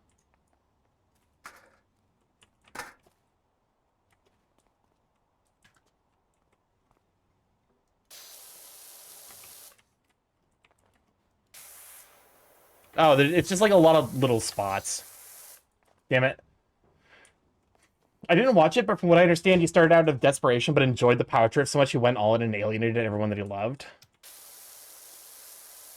I assume at the end he probably dies, right? I feel like there's no way to have, like, that kind of story without, like, you know, he either dies, like, you know, pursuing the power further, or he dies as, like, a heroic act of self-sacrifice to redeem himself, yada, yada, yada, etc. Again, I'm probably too trope savvy for my own good. Like, I think it is a meaningful issue when I engage with media, where, like, I'm aware of, like, how tropes play out. So, like, I end up, you know,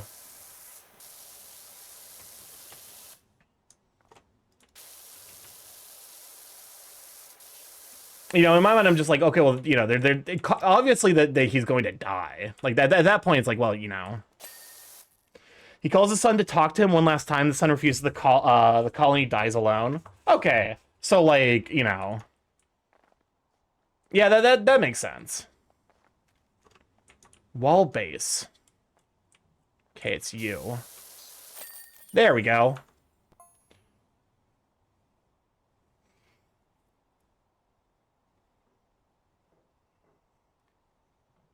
That only took an extra, like, 2 hours, hour and a half.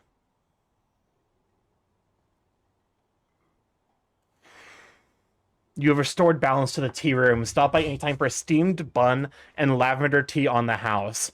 Are you fucking Uncle Iroh from Avatar The Last Airbender? Hello? A shooting gallery? A bit on the nose. But no, like, I feel like Breaking Bad is one of those pieces of I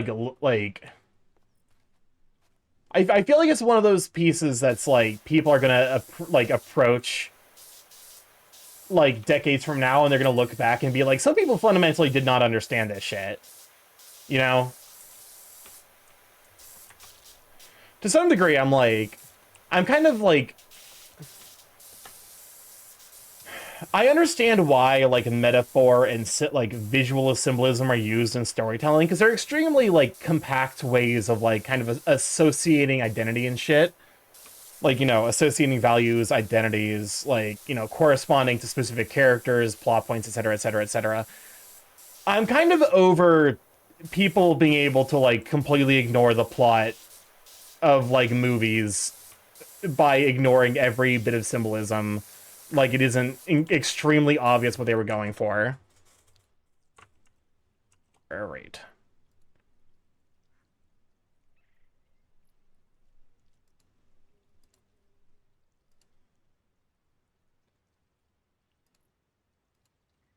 I'm just yeeting some stuff from the queue. What is Sticker Sus Symphony?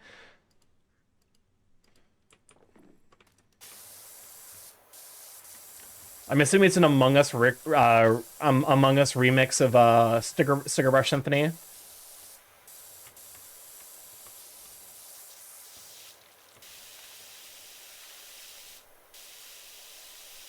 It's kind of good, not gonna lie. I mean, it's Sticker Brush Symphony, so like it's starting from a really solid base. They would have to fuck it up pretty bad.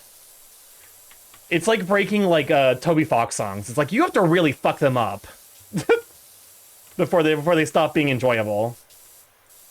I missed it. Did you? Yeah, Bum Buddy did get played, but I think in the future I'm gonna skip that one. I think that one's on the short list of like to skip, just because it's long and not really that interesting.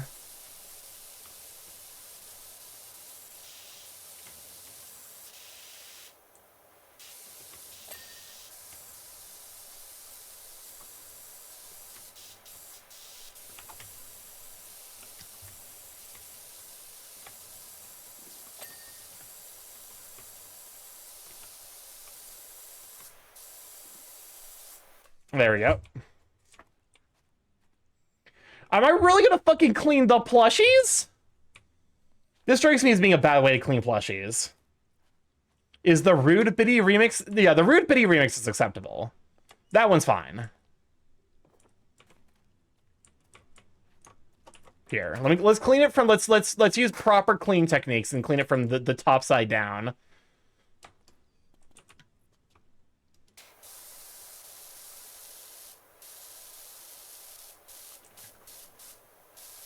Because this is how you're supposed to clean shit with the power washer. Because otherwise you risk, like, dirtying up a thing you've already cleaned.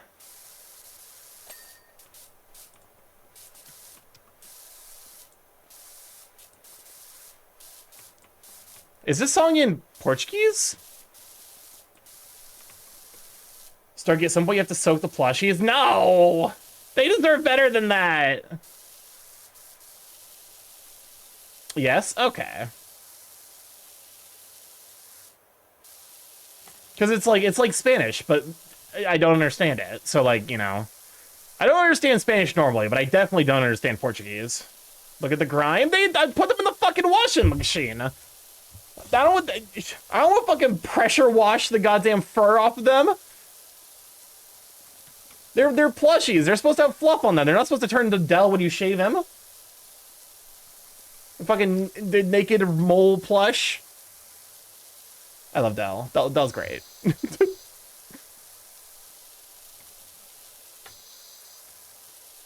Exfoliate the plushies is the wild fucking thing to say.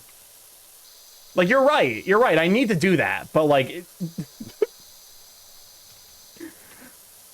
That's one of those moments where I'm like, that is objectively speaking the correct usage of that word. Well, I guess, like... Dick, dick, dick, dick, dick. It sounds like a Cupcake remix, almost.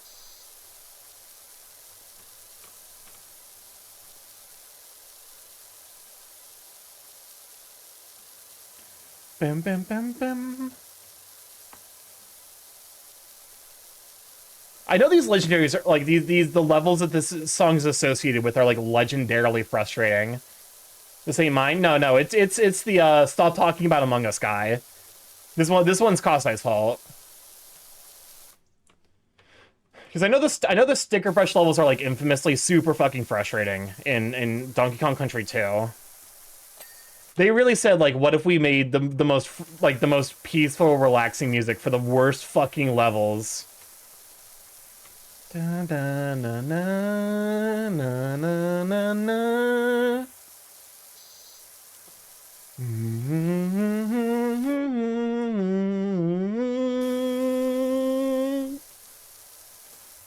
Could always be worse. Could be the one part of the TMNT NES game. Excuse me?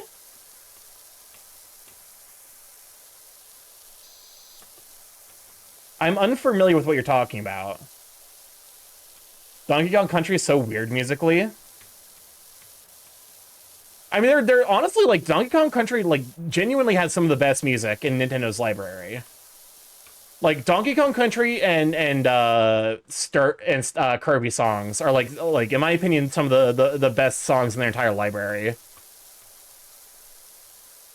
I'm not counting Splatoon, both because I've not played Splatoon, and I feel like I don't think I would rate Bloop Core very highly. I'm gonna be honest. It's fucking Glorpcore. If you ever like, that's fucking Splatoon music. Incredible bangers. Really weird choice given the games. One second while I find it. Sent you part of the TMNT level. Hold up.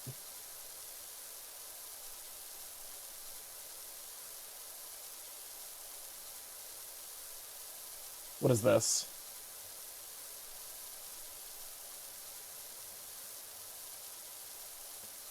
This is an image?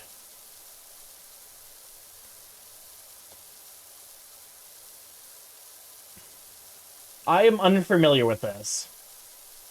This means nothing to me. For example, of something you mentioned before, you could have had to go in real deep to decode the Mexican flag bit I sent you. Oh, yeah, that's right. We were talking about earlier about how Monkey requires like genuine like decoding techniques to understand sometimes.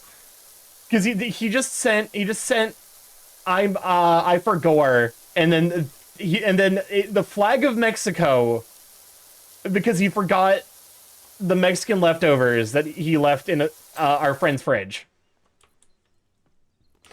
But like, if you just look at that and you're like it's been like hours since you had Mexican food, that shit uninterpretable. Metroid? I don't actually think Metroid has particularly good music. It's fine. It services, but like, outside of like a couple of like pretty solid songs, it ends up being a lot more like environmental ambiance, which isn't a problem, but like is not necessarily something noteworthy, I guess. I've forsaken the Mexican.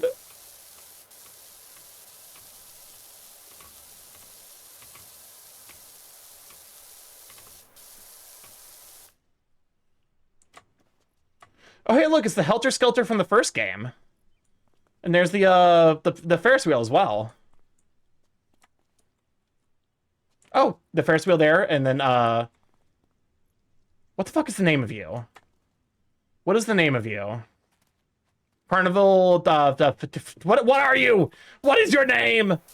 I've unironically forgotten. Carousel, thank you.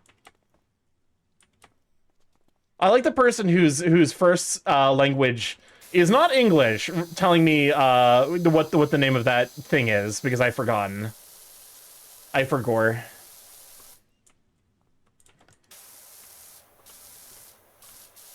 Merry-go-round or carousel would both be correct.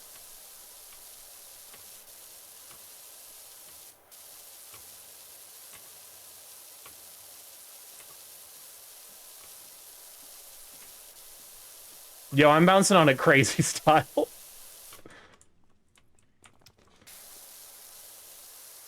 I need to start saying dumb shit. I need to start saying dumb shit more. Vocabulary brought to you by the Roller Coaster Tycoon. That's a fair point. I never played Roller Coaster Tycoon. I was always waiting for the third game, and the third game came out and it was garbage. And I was like, well, my life has been wasted. I feel like people were not happy with the third roller coaster bouncing on your tent crazy style.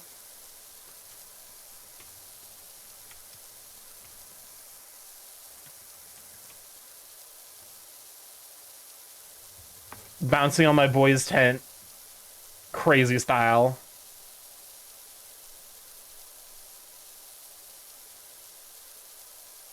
I had not meant to respond to that message. I've forsaken the next bouncing on my boy's tent in response to I have forsaken the Mexican food. I tried 3, yeah, it wasn't fun. I played there was the Roller Coaster Tycoon ripoff games. Thrillville? That sounds right. There was like a Thrillville for the DS. I played that game and it was fine. It wasn't like amazing or anything. It was, like, pretty profoundly underwhelming, I'm not gonna lie. I beat it, too. What have I done with my life? I've lived 28 years, and I'm remembering beating fucking Thrillville. I was taking a train, and I zoned out looking in someone's direction, only to notice them quickly covering their feet as my eyes happened to be pointed right at their feet, and I'm like, oh no, in hindsight.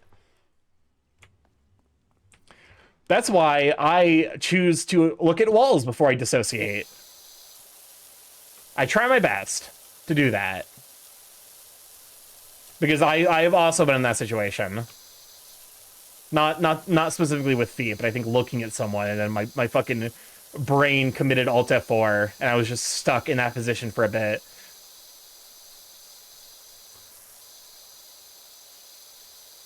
In fact, that's kind of what my brain's doing right now. Everyone else's brain kind of just like, you know.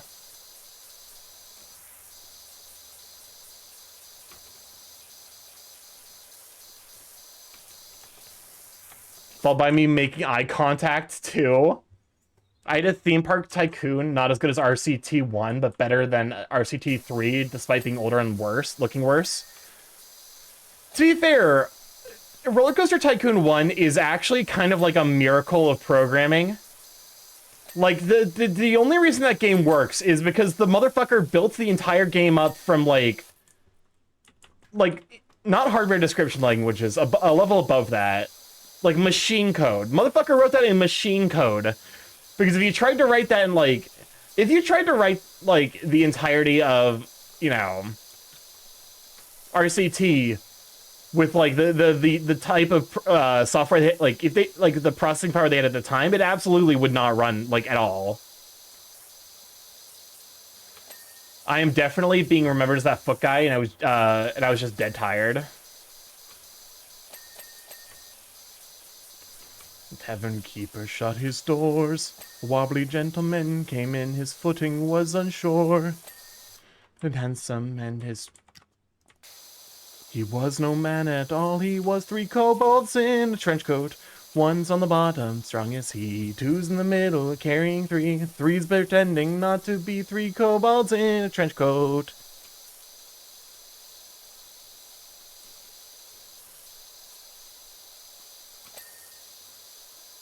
Do you think the three kobolds in the trench coat ever explore each other's bodies?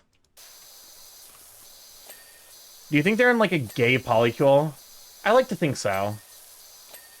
Yes?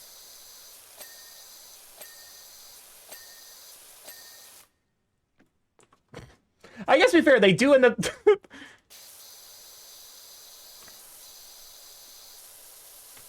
you know, they end up destabilizing an entire economy and then hiding and pretending to be a bard. You know, they're in the performance art, so like you know, it's a pretty strong indicator. Hold on, welcome on in, Shadrach. What have you, Sweet Bean? Can we shout for Shraw? One's on the bottom, strong as he. Two's in the middle, carrying three. A gay polycule disturbing a hierarchy. Where? Hester, how you doing? I'm doing all right. Currently just like dissociating and power washing, but you know what? That's fun. It's fun for me. I do shit for me all the time. I think that's part of why I'll never hit partner. Valid, Lamau. No, hopefully you're doing well, you sweet bean. And like that's, you know, that's not necessarily fair. There are plenty of people who hit partner doing the shit that they want to. They just probably usually have like better advertising on other platforms with actual discovery.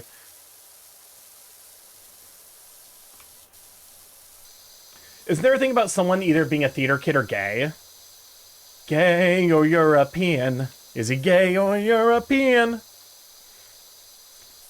But no, because I was technically in theater as a kid, and you know, I'm not beating the stereotype in that situation. Two's in the middle, carrying three. I'm just gay, I guess. Homosexual. Did your kids all turn out to be the gayer ones, though? Yesterday's theater gays are today's scene queers.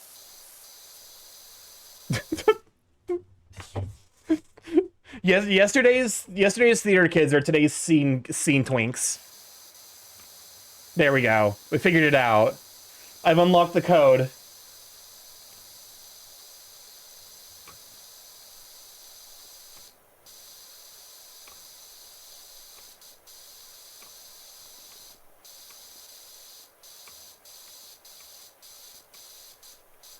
I think 2/3 of my housemates are bi.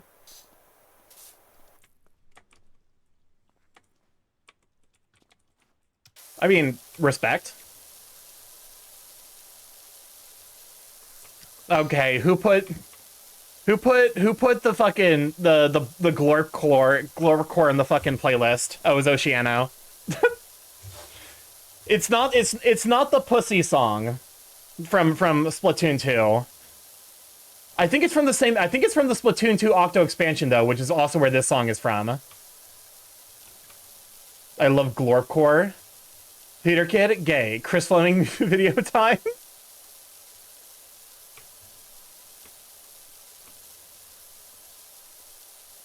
Gluckcore. Let me see if I can find that video real quick. The song real quick. Splatoon 2 Octo expansion pussy song.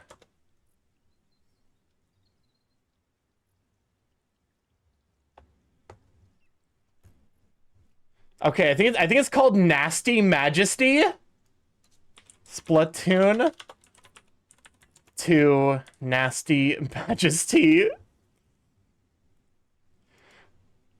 So there's a Splatoon song that has lyrics that sound like it's it's this one, yeah. Pussy.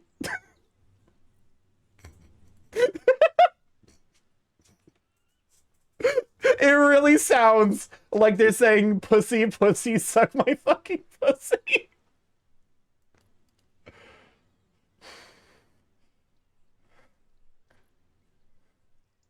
It's wild. It like I assume that they're trying to say nasty, but like fucking bonkers shit, man.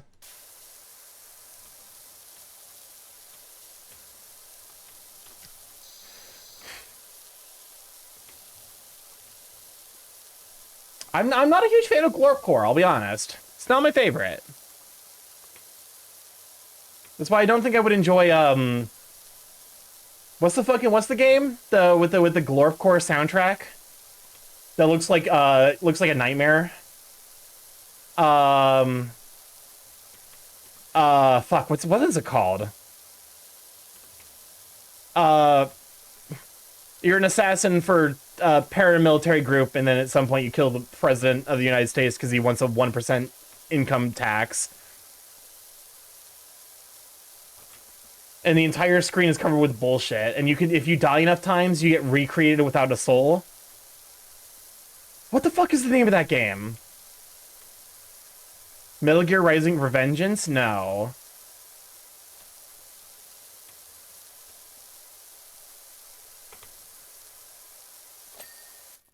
What is the... I'm gonna lose my mind. I'm tempted to open up fucking the Maxwell channel because he did a video on it.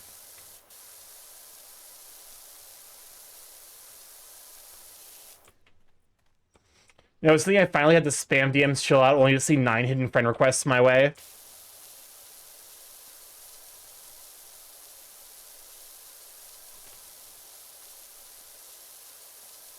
I think, like, by the time I closed my Twitter account, I had, like, a couple hundred spam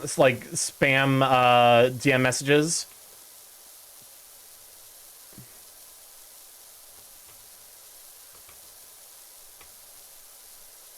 It's gonna annoy the fucking me. It's not Lethal Company.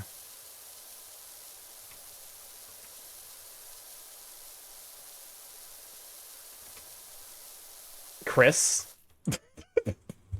Link and then just Chris. Fun fact, Starky has wrote a 2,000-page Obama ex-reader fanfiction. He denies this fact at every opportunity. This feels like projections. Chris P? No, Chris Flem. Theater Kids.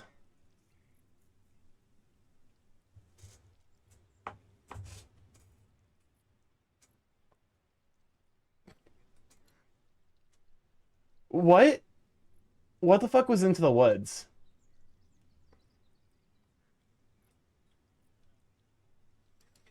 Oh, that's a good point. Hold up. What were theaters like when Wicked dropped? This guy scares me already. He gives intense, perpetually on cocaine energy for sure. This is the person I think who gave us the birthday snake. Is it the birthday snake or the Christmas snake? I can't remember. Didn't the theater kids hate the Cats movie? I believe it.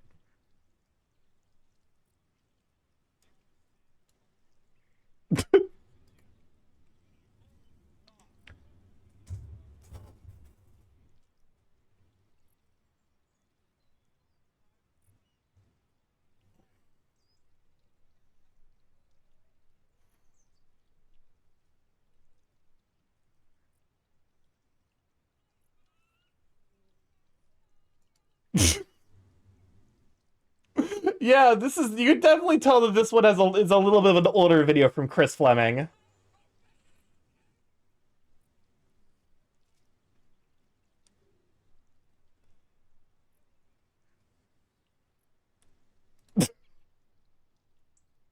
Talk for yourself, Chris. You're not speaking for the collective. The theaters are going to survive the Amazing Digital Circus fans. They should survive the theater kids. Someone come get your grandpa.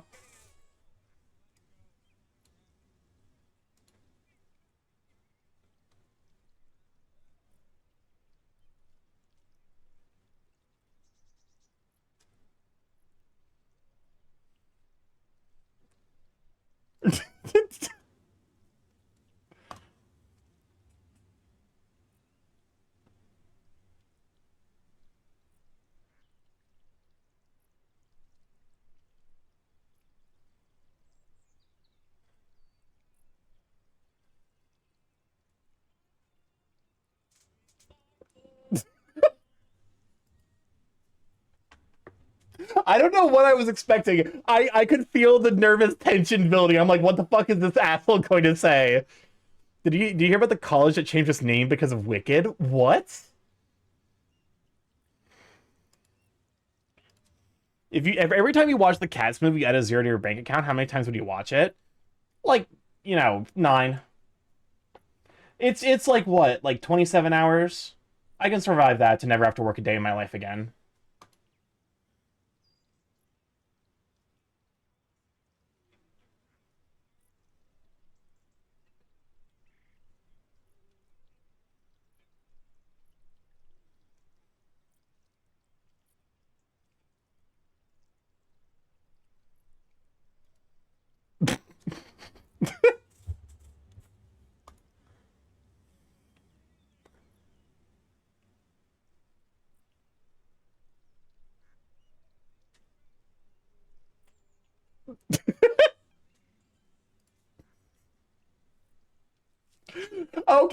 Okay, I feel so validated by this because there are definitely times I watch musicals and I'm like, why do they enunciate shit like this? The University of Greenwich in London changed its name to the University of Greenwich for Wicked 2. What the fuck?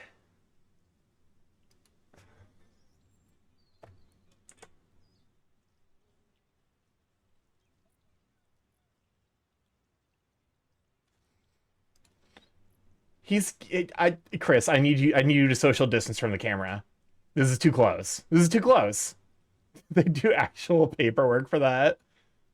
That's a good question. Rats, we're rats. We're What's up, Chris? the rats. Remember the time Wicked Dolls accidentally put a porn site on their boxes under the guise of it being an official tie-in site? What? That time Wicked Dolls accidentally put a porn site on their boxes under the guise of it being an official What?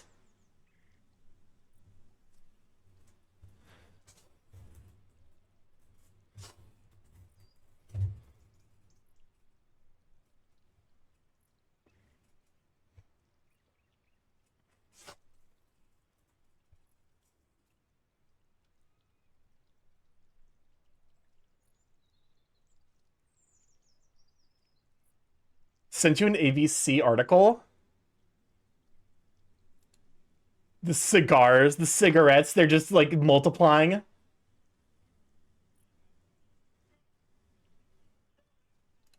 US Mattel what? Mattel apologizes for link to porn site on Wicked movie doll boxes. www.wicked.com. Oh, you fucking fools. What do you mean you sent them to wicked.com? I mean, after learning about Cochrane Ken, I feel like Mattel can get away with that.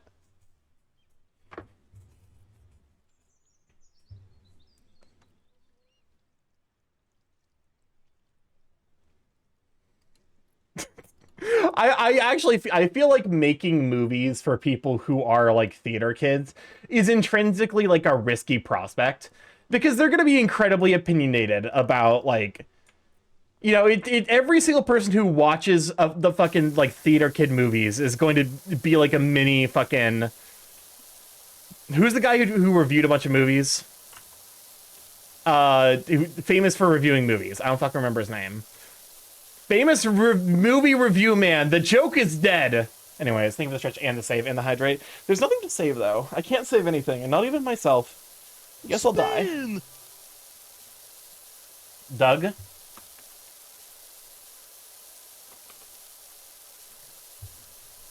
Doug Channel Awesome? No. Like, he's more professional. Specifically like a print writer. Fuck. I want to say it starts with an E.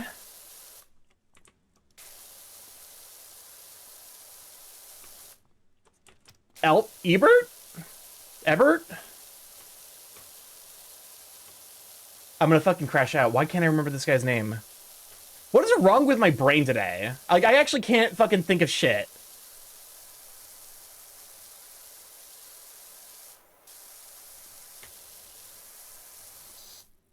Oh, no idea. Robert...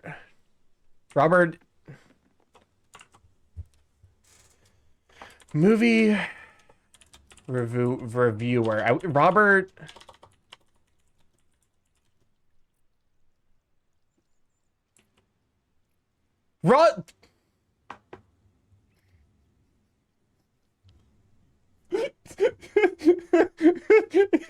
it's fucking... It's what I was thinking. Roger Ebert. My brain combined it from Roger Ebert into Robert. Dude, my brain's fucked tonight. What is wrong with me? Can you force Kasai to drink water? What do you want me to do? Rojbert. Yo, who up Rogering their Ebert? Like Scoob? Threaten Costa or something? I don't fucking know. How the fuck am I supposed to threaten that? Hydrator, I'll take away your mod roll. I don't fucking know. There we go. Threat established.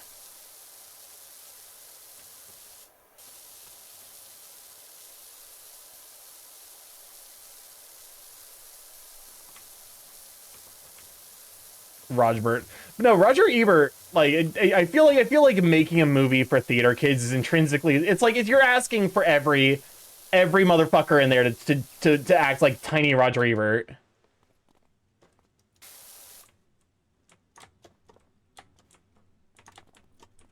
Excuse me, what? I gotta be able to make this jump, right? Okay, I was...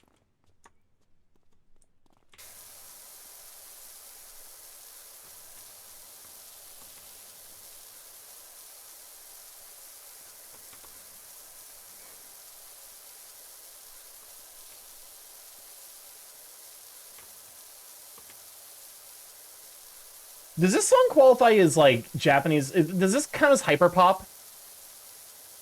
I know there's the fucking, like, I'm not 100% savvy to this particular genre. Back from being waterboarded, I'm hydrated. Okay. We're rich. We're the rich. What's up, Chris? Question: what musical adaptation to Move was a bigger fuck up quality-wise? Them is hiring actors who can't sing, or Phantom of the Opera with its many issues. I'm gonna go ahead and say probably Phantom of the Opera, because like I can reasonably see like, oh, the casting director wasn't like, you know, I frankly do not know what identifies as hyperpop. Well, shit. That makes two of us.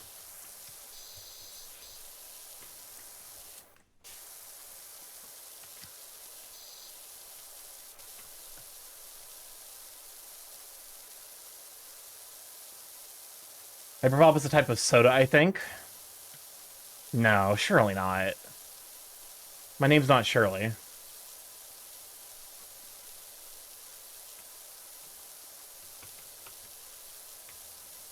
But no, I feel like I can reasonably understand, like you know, the casting choice was made, like, for some reason other than singing.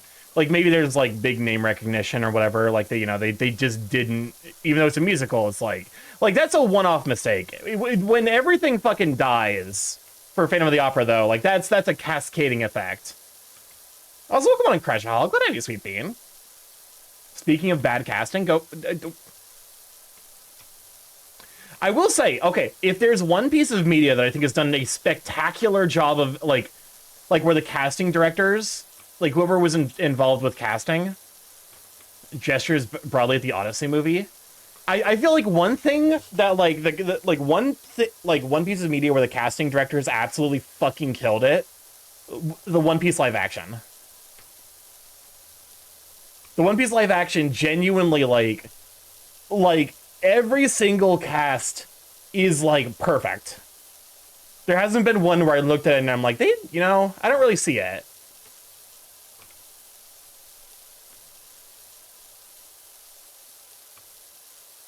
The Odyssey movie is just so badly cast. No one there feels natural for their roles, not even Nolan as director. I have no idea what the Odyssey movie is. I'm assuming it's a movie retelling the Odyssey. The entire thing seems like a train wreck. I mean, has Nolan done, like, a genuinely good movie? What is... Was Nolan the... Is he the fucking... They have Oda consulting the live action? That definitely... That has to help. I have to imagine that helps quite a bit in terms of, like, making sure your casting is fucking rock solid. Family members who were visiting me last hour commented on how they watched One Piece. You can't escape it. Join us. And your One Piece will be the greatest in Korodai. It's an upcoming movie that looks bland, bad, and like overall like a sled-filled piece of trash. I feel like the 4Kids Oda I feel like after 4Kids Oda specific, yeah, after the 4Kids situation, I have to imagine Oda was Oda specifically requested having more of a role in adaptations.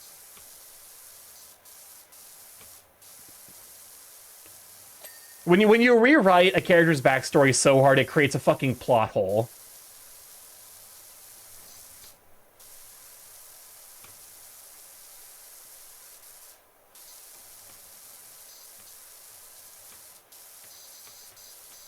Rest in fucking wild what 4Kids did. To be fair, I like 4Kids is almost like 4Kids One Piece is almost enjoyable as like a parody. It's almost like an abridged series, like where it's like an unintentional abridged series. 4Kids massacred Oda's visions. Oh, absolutely. Like I think if you made the 4Kids like version of One Piece in the modern day and age, and you sold it as like an abridged series that like the gimmick is everything was fucking edited with like toddlers in mind, I feel like it would do pretty well on the internet. Didn't the major backstory whale turn into an iceberg and like 3 anime arcs just got skipped to get Tony Chopper?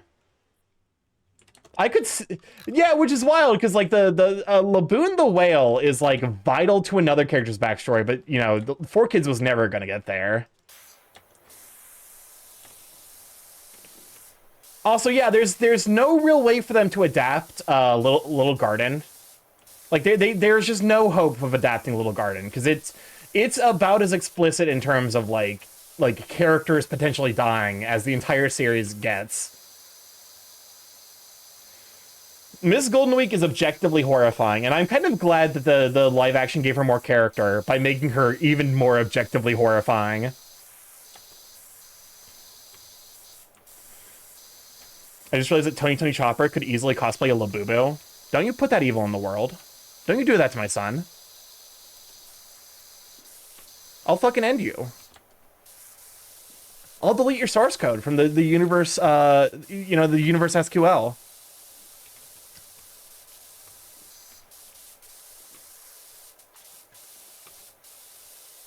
Chopper Labubu.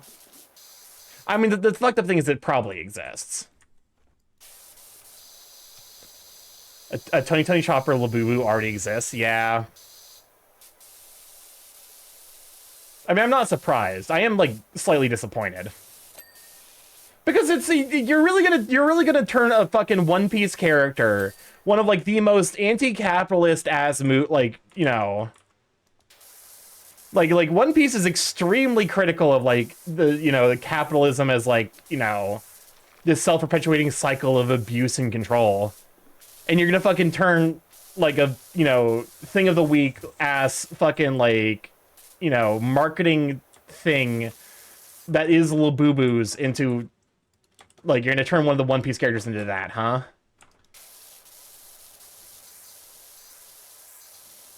What to expect from a team that adapts homosexuality into straight incest? Oh, we're talking about that version of we're talking about that version of the Odyssey? They turned pretty much all the Straw Hats into Labubus. That's fucking lame. That's lame as shit.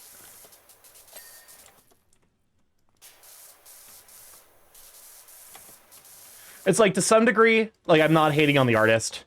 Because, like, it is one of those things where it's like, it almost certainly exists because of the system of capital and not wanting to starve to death. But also, deeply lame. I'm turning you into a Labubu Starky. I will end you. We are moving from threat to promise territory.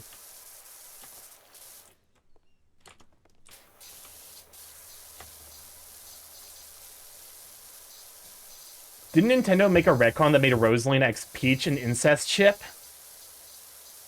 I mean, I know that, like, the game theory thing of, like, oh, like, Rosalina's Peach's daughter is, like, you know... I'm gonna be honest with you, I kind of feel like game theory did irreparable damage to, like, the nature of public discourse when it comes to, like, you know, approaching a piece of media.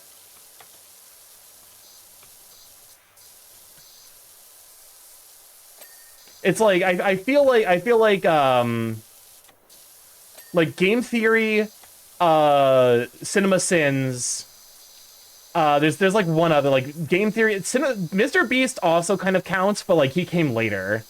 Like, game theory, Cinema Sins, and then, like,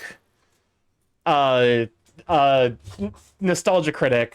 I feel like those are, like, the three fucking horsemen of the, of, like, you know, critical, like, you know, media illiteracy. It wasn't the tactical nuke that Cinema Sins was. Well, okay, but it's still, like, you know, Cinema Sins is a tactical nuke to media literacy, but, like, you know, the way that game theory went about, like, approaching the topics itself is like a disinformation campaign, which is, like, equally damaging, arguably more so, just in a more subtle way. Food theory was fun. Watching Matt Pat serve his wife sawdust cookies. Honestly, it's such lazy takes. The Persona 4 theory was actually Baby's first fan theory kind of shit. Did you see the game theory tried to make their own version of something like Dropout and everyone fucking hated it? No one liked and supported it. I mean, that doesn't surprise me.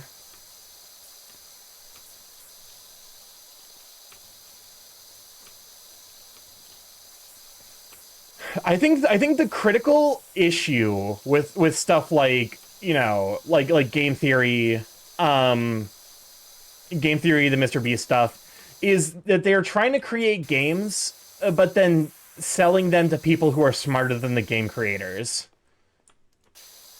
I'm gonna say game theory had some fun videos in its prime. I kind of disagree with, you know, saying that any of the videos were particularly good.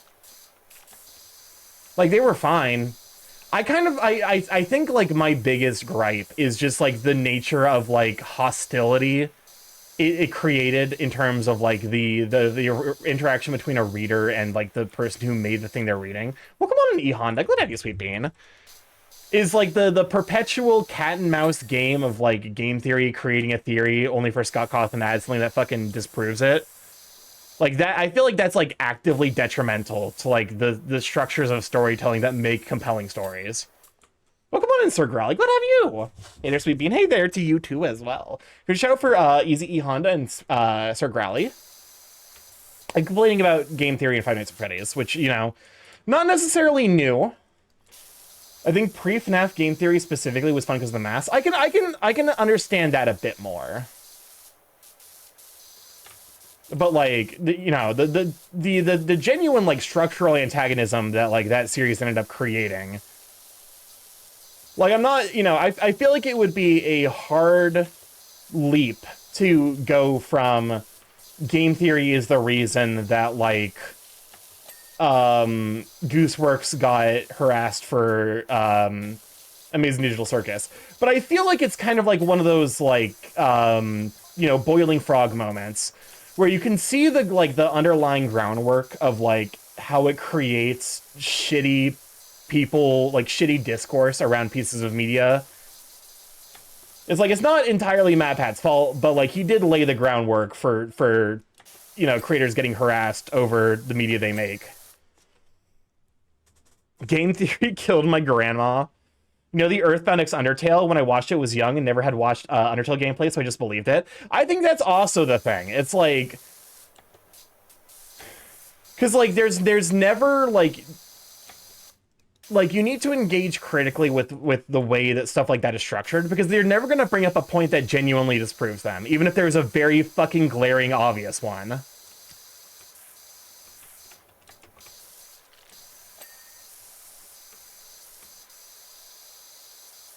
And so, like, it ends up just being, like, this holistic argument that you're supposed to take at face value without, like, really interrogating it. And, you know, it ends up with people having very, very strong opinions about a thing they've, like, a piece of media they've never engaged with. And so, like, I don't know. Fun fact, did you know that all the Theories channels were bought by private equity? I did know that. I was aware of that. You know the quality of the Theory channels went down even more in recent years after the buyout? Oh, I believe that as well. I have in my, like, phone... like, a reminder for, at some point, short CVS, because it also got bought out by a private equity a couple years ago.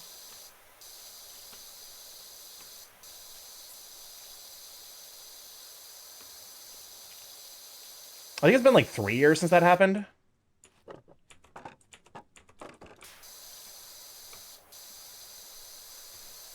But no. It's one of those things where it's like, you know... I don't even necessarily think it's like that there's anything like offensive in like that you know compilation of videos. I think it's more just like the nature of like internet discourse when there's no guarantee that people who are engaging with it are going to have the critical thinking skills to understand the limitations of the media they're watching.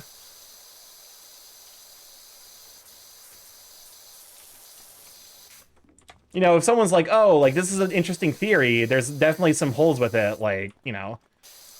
That's one thing, but I think it's because it's the structural issue of, like, targeting shit at children, who, like, where they don't really have the, like, underlying principles of, like, reason and logic. Such a good song. Oh, it's Final Fantasy XIV, that makes sense. Don't forget the bad face stuff, like Steven Universe's reputation was ruined for years by someone who hated the show and didn't even watch it when the videos calling out Steven Universe came out. Yeah, that sounds about right.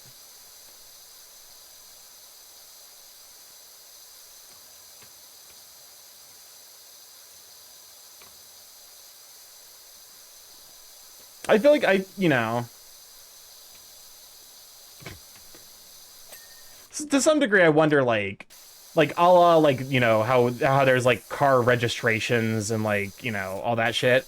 I do wonder if it's, like, maybe advisable for there to be some like, structural considerations for, like, who can and should be using the internet. And, like, you know, it's like, oh, like, you want to use the internet to see funny videos. Okay, cool. Just recognize that, like, the videos you're seeing aren't necessarily, like, you know, peer-reviewed. It's like that you need, as long as you have that underlying understanding of like what you're watching and like what it actually is versus what it purports to be, then that's fine. But like, I think a lot of shit on the internet gets sold as being something substantial when it really isn't. See Mr. Beast's entire like Mr. Beast's entire videography, like video history. You know how AI kind of killed funny pet videos for me? Yeah, turn off Raid Shadow Legends. That's a good reminder. Hey, we're talking about specifically disabling raids, not... I don't actually have Raid Shadow Legends. Fuck-ass game. Let's see.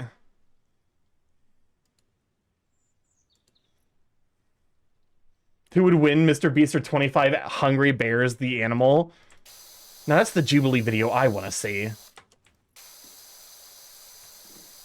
But also, Jubilee probably shouldn't have a platform anymore, I'm gonna be honest. Raid Shadow Legends has EO said no? EOist? EOist? What the fuck does that mean? I'm unfamiliar with this term. End of service? Wait, is Raid Shadow Legends officially dead? Did it die? Are we free?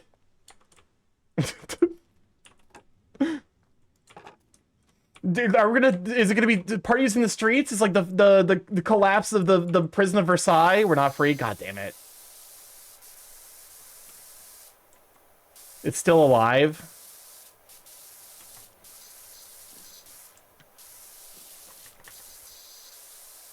I'm in pain.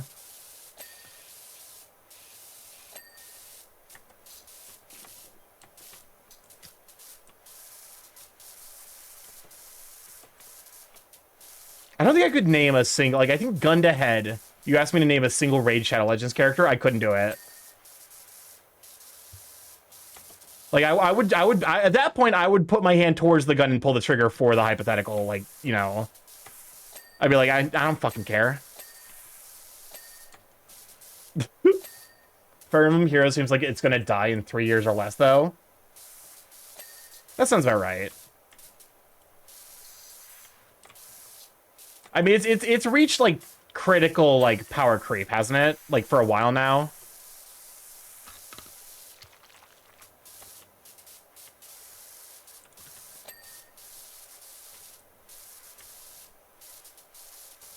I played that clip to help a streamer I don't even watch anymore.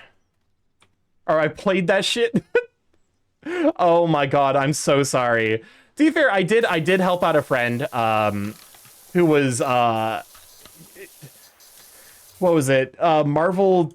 It wasn't Marvel Snap. It was some fucking, like, gotcha thing with Marvel characters. I genuinely don't even fucking remember the name of it. But, like, one of my friends was like, hey, can you play it so that way, like, you know, play up to this point so that way I can get a little bit more money for, like, starting YouTube stuff. And I'm like, okay, sure. Not power creep, just profit going down over time and stuff, like, no more free units for Tempest Trial.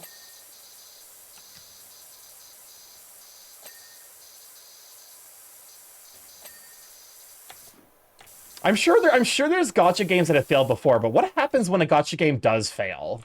Like, from a logistics point of view. I'm actually kind of curious by that prospect. Marvel Snap was a fun trading card game. People lose their monies. Because it's like I assume the game no longer becomes, like, playable. Like, that seems like, you know, the bare minimum reasonable, like... Because you know, it's all kept on, like, a centralized server, so that way they can keep track of who has what units. Animal Crossing got a complete edition. Because, like, I don't think I've ever seen heard about a gacha game failing before. I feel like they're, like, fucking immune to, like, you know, like, they're actually immune to failure.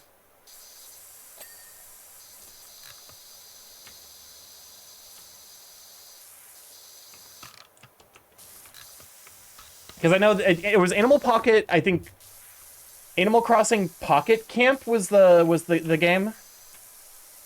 There was one not long ago. I remember Lim losing money on it because it died in like a month. Interesting. I mean, it'll be a lot more of a compelling question when it, like, a gacha game dies after, like if it has a multi-year service history, where, like, people definitely put a fuck ton of money into it and it still failed. Remember when Love Live Gacha announced their English localization alongside the EOS? The English localization alongside the end of service in the same tweet. That's so fucking funny.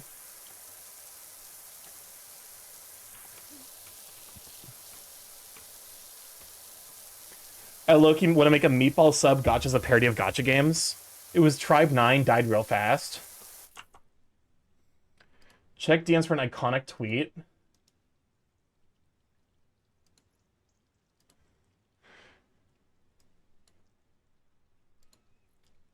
From the Love Live School Idol Festival to Miracle Live account. Global launch notice. We are excited to break the news to you that the global version of Love Live's School Idol Festival 2 Miracle Live is launching soon in February 2024.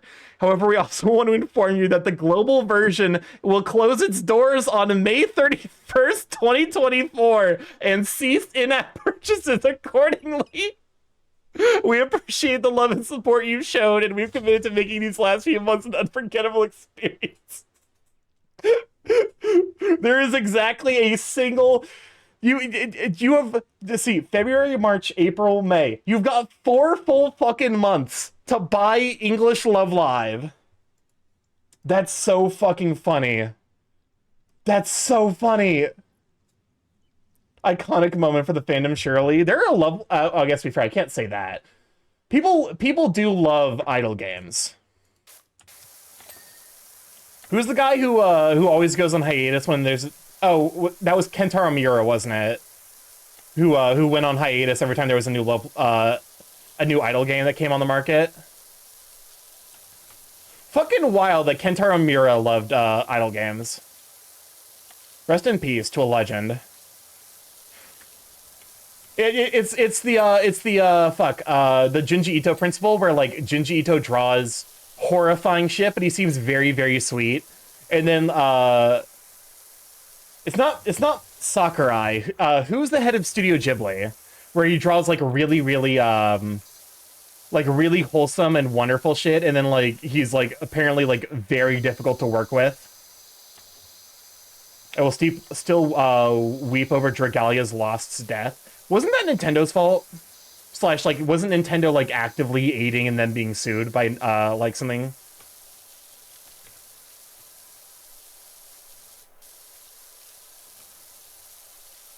Miyazaki, yeah, Miyazaki draws really wholesome, wonderful depictions of pastoral life. And then, you know, like, he's apparently a bit of a difficult guy to work with.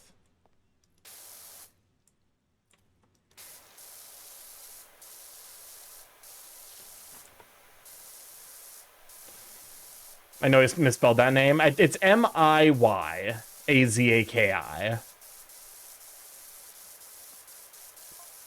I had a dream about an entity with a cloak of shadow and feathers, head of a skull telling me to run before kicking me from the dream. I think I could totally write horror.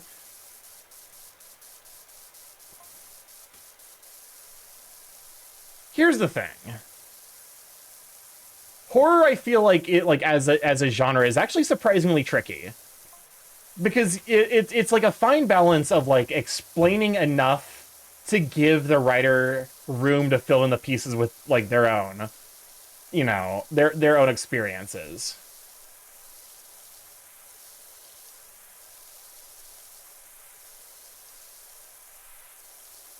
At least you know, in my experience with like psychological horror, from what little bit of it I've been you know, engaged with, that seems to be like kind of the hard part. Is like giving just enough. It's apparently horrible to work with. People just stick around because they want to make quality art. You know what? I respect that. I respect the dedication to the art strong enough to work with someone who's kind of an asshole.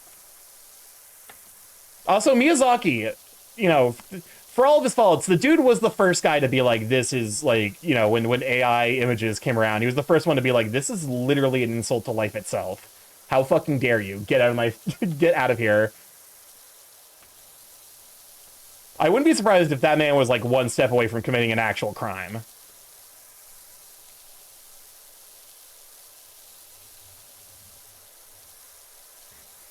Also, I guess to be fair, it is a good point, because it's like, it might be one of those things where it's like, by Western standards, like Miyazaki actually isn't that bad to work with. He's just like really honest.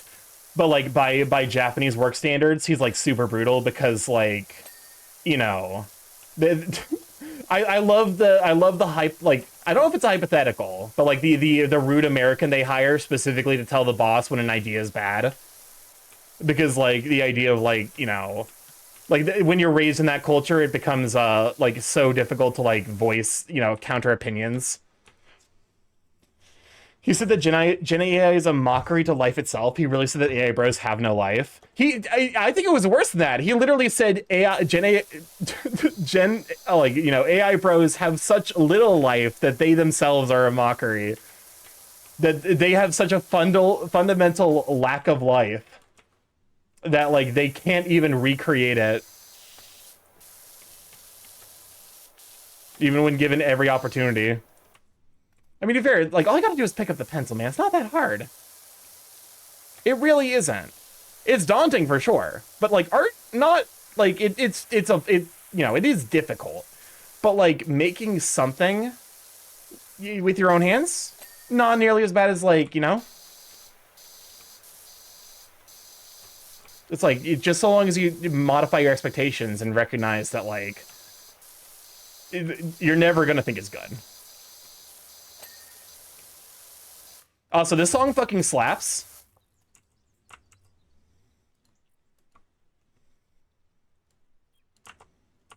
I like how fucking, like, Dan is a really good anime and then just casually drops one of the fucking hardest rock scenes in all of anime history. Like, the show is just good in general, and then it fucking hits you with this shit.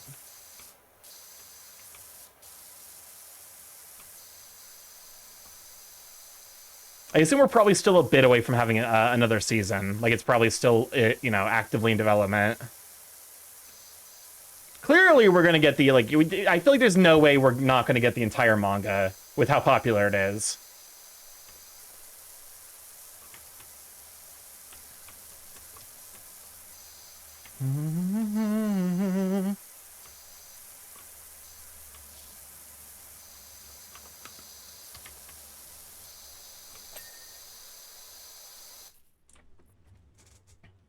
Like, the arts is a low barrier of entry. Like, the bar's on the ground, and then OpenAI and other just came in and tried to lower it even further. Like, the bar doesn't need to be in hell. Never underestimate the possibility of Shonen Jump canceling it. I would be surprised. I would be genuinely shocked. Like, something bad would need to happen to, like, the story for people at this point to, like, hop off. Which isn't to say that that can't happen, but, like, it wouldn't be on my bingo card for any year.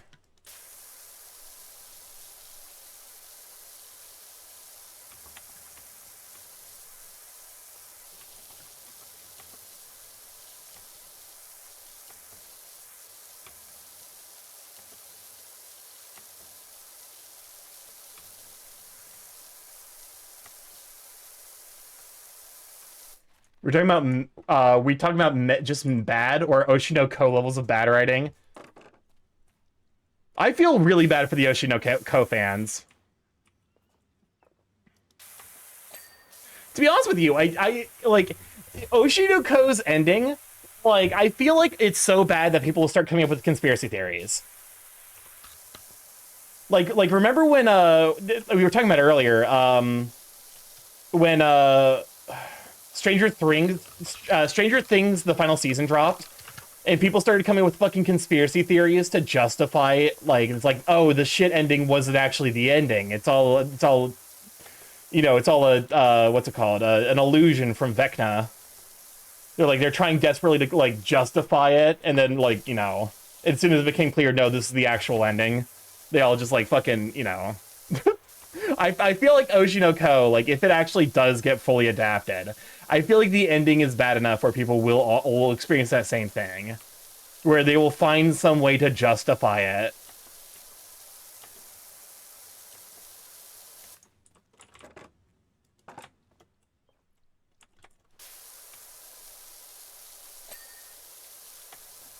To be honest with you, I actually feel like Oshinoko's ending could reasonably be, like, played as, like, a... Thank you, Oceano, for the pussy song.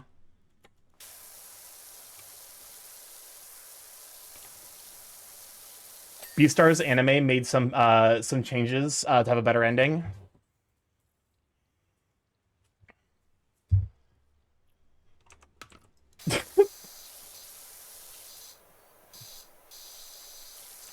I appreciate the pussy song.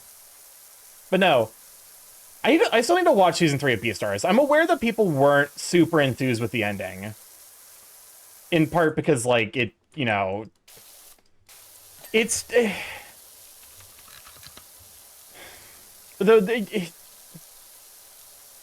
Like, doesn't it kind of inherit some of the issues with the racism metaphor of Zootopia, where it's like...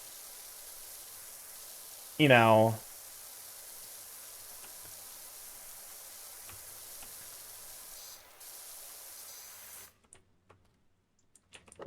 Again, I have not seen it myself. I need to still. Wretch, where the wretch? I don't know much about Beastars, but what I do know is that the panda guy can get it #smash. I mean, yeah. Goheen is fucking hot. I don't think that was ever in contention. I feel like that's like even like the non-furries who are watching Beastars are like, yeah, I'd fuck the panda.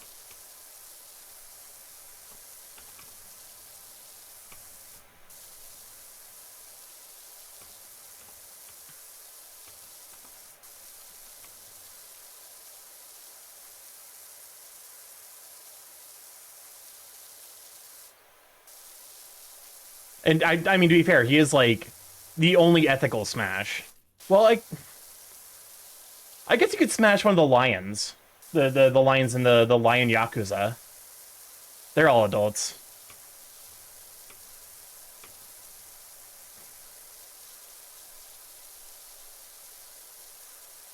I guess Haruka's also 18 at the start of the series, if I remember right. I can't remember.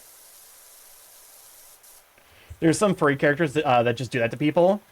I think the most recurrent one is the people who were like, yeah, the Beast was hotter when he was a furry, and like that's the universal opinion. I feel like I've yet to meet someone who was like, I didn't like him when he was a beast, but now that he's human, he's so much hotter.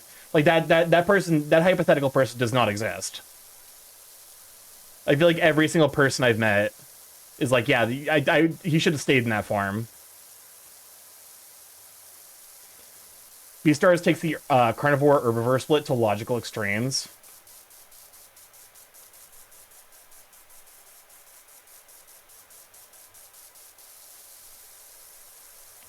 At a point, it specifically cannot map cleanly to racism. Okay. That's fair.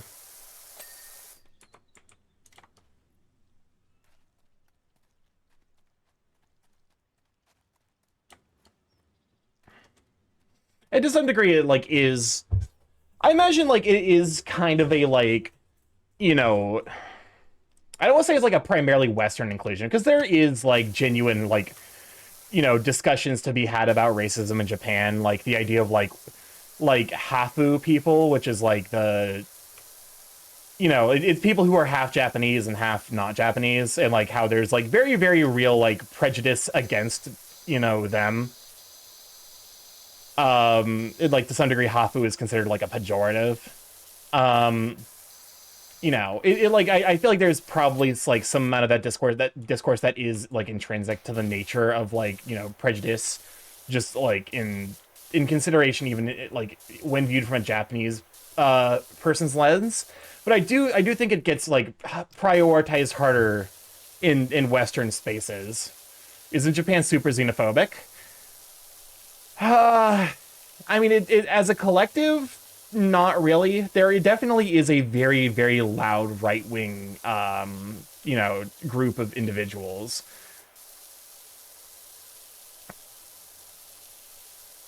It's definitely, like, there is an amount of, like, you know, there is definitely a disdain towards, I think, like, immigrants, but also, like, you know...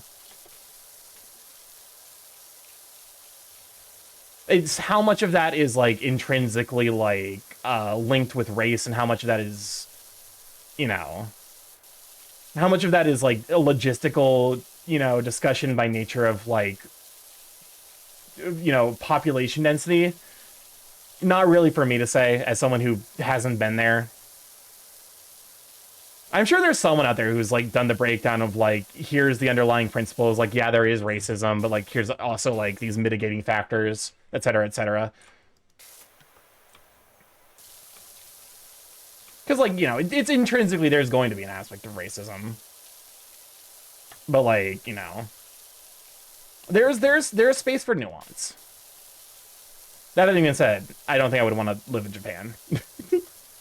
After learning how comically terrible their justice system is, I'm like, no, thank you.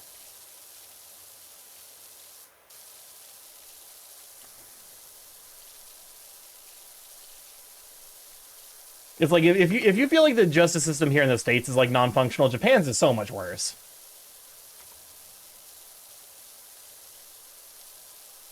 Ace Attorney exists for a good reason. Yep. It exists because it was supposed to be a parody of the Japanese legal system, and then it ended up being... I feel like it went from parody to just an earnest depiction of it. Phoenix Wright as a name is a legendary localization. That's a good... I guess it's a good point, because, like, I am aware that, like, you know, watching Dell and some of his Spanish-speaking friends play through the Spanish translation of Phoenix Wright, where, like, you know, there was a lot of, like a lot of the names were different to account for, you know, to account for the fact that, like, a lot of the names in Japanese are specific to their personality. In Japanese, his name is Naruhodo. I'm assuming that translates to something like rebirth. I guess, no, rebirth is, Tensai.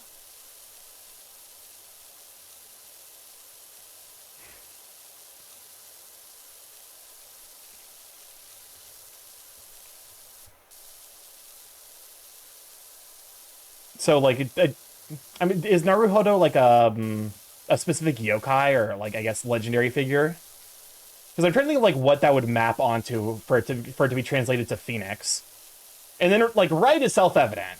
You know, that one's I feel like is relatively, like, you know, that one I feel like is relatively, like, you know, self-explanatory in terms of, like, why a lawyer named Wright would be a would be a bit of a pun.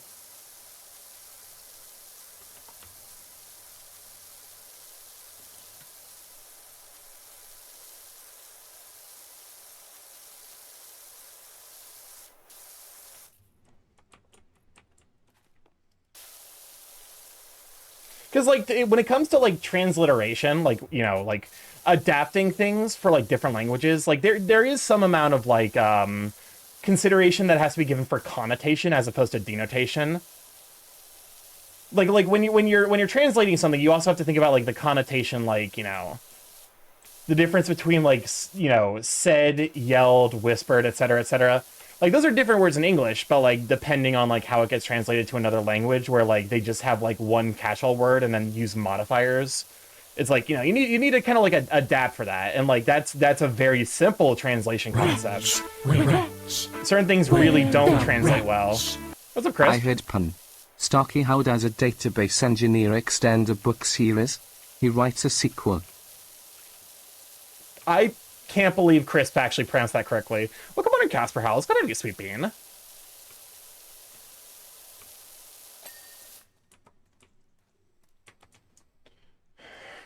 Okay. The outside's looking pretty clean. But no, because I'm like, there's like a bunch of, there's like a lot of stuff like that. Like, Japanese in general, like, loves wordplay. That's like, it's like the translation for, like, why Bakemonogatari technically has, like, an English translation, but, like, it kind of, like, is, because, like, Bakemono is, like, Bakemono is the Japanese word for monster, and then Monogatari is the word for story. So the English translation for that, for Bakemonogatari, is basically Monstory. At least that's, like, my fucking Anglophone ass, like, has not learned a single bit of Japanese. I'm sure there's, like, more nuance. His Japanese name is based off of I see and a dragon, like the dragon rises again.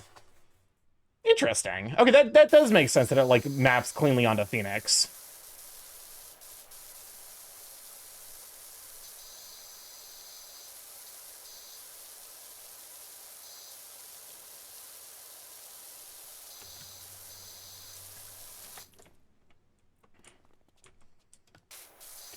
But it's like, you know, because it's like, how do you translate, like, you know, Western names, like, English names do actually have, like, connotations associated with them. But a lot of them are based on mythology, as opposed to, like, literal word association. The one that comes to mind is Jason originates from Jason and the Argonauts. So it has, like, connotations, like, it has associations with that of, like, warrior. They were looking for the Golden Fleece, which was said to heal, so there's healer associations. It's like, how do you translate that kind of historic association to someone who might not necessarily have the underlying understanding? Where the wretch? Starky, do you think both heaven and hell in the literal sense is a collective action of humanity as a whole? Sorry, just some cold shower thoughts. Is a collective action of humanity as a whole? I think of heaven and hell as being like a search rather than a place that exists.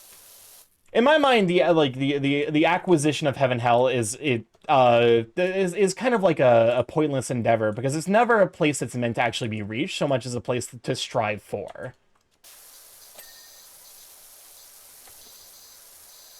That's like the idea of like heaven on earth is like something like, you know, is something to strive for, I think.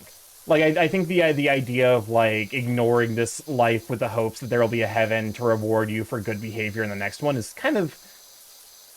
It's kind of ignoring the impact that we have on the real world. So I think I personally prefer to think of it as, like, something to be worked towards and to understand that there is no such thing as perfection.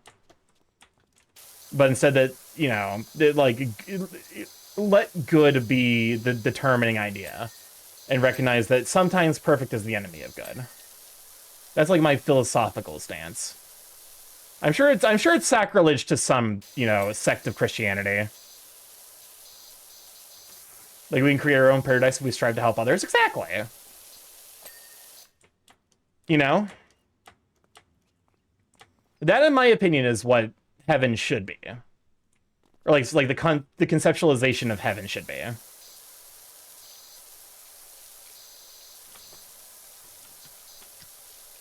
It's like the idea of, like, there's this saying that, like, hell is other people. I feel like insofar as that, like, it, like, is used to kind of express misanthropy, that, like, a lot of the times our biggest struggles are brought to us by people. I feel like heaven can be other people as well. It's all about finding people who are willing, you know, the people that you vibe with. Well, hell in the literal sense is like war and nuclear annihilation. Yeah, I think that would probably be a good way of looking at it. It's like humanity as a collective can choose whether we strive towards heaven or hell. And in a way, our individual choices can actually push us towards that by being kind. Or by being assholes.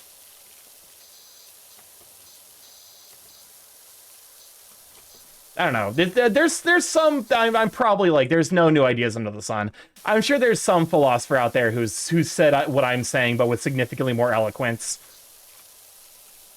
You know?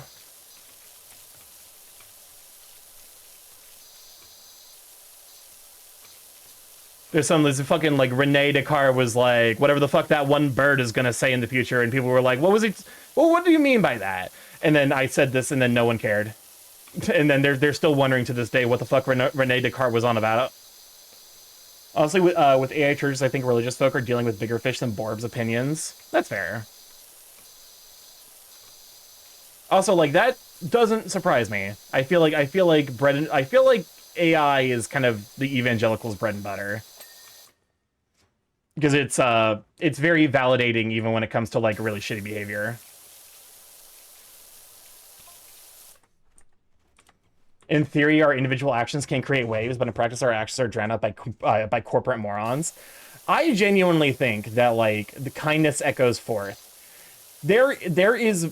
The reason that evil happens is because the structures at play do motivate it. But I genuinely think that kindness doesn't need to be motivated, it just pays itself forward. Ambrose, we have, like, stream is ending here in, like, 2 minutes. Hey, Moz, can you refund Ambrose real quick? That's some pretty solid evidence. Rene Descartes!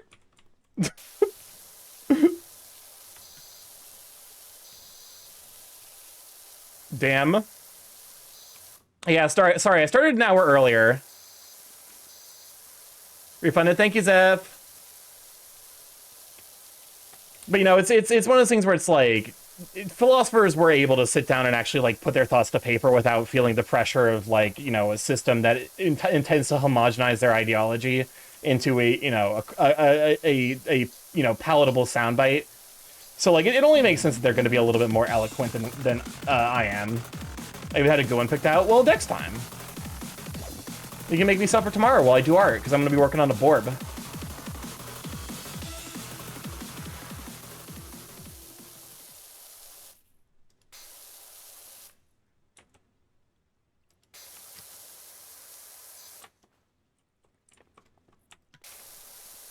There we go. Let me finish up this wall, then we could probably wrap up. But no, I think kindness is its own motivation. People don't want to be unkind. I genuinely believe that.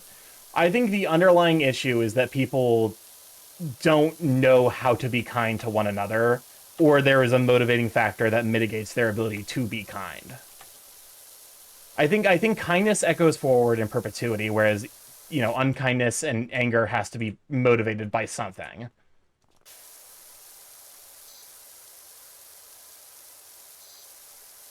And a lot of the times, the motivation is just fear of the unknown. I couldn't say anything because I was driving, door dashing, but gosh, Legoshi's grandpa, Gilf, still butthurt that they cut the scene where he fights vampire bats while shirtless. Those fucking Philistines, how could they? What up? You are still dirty.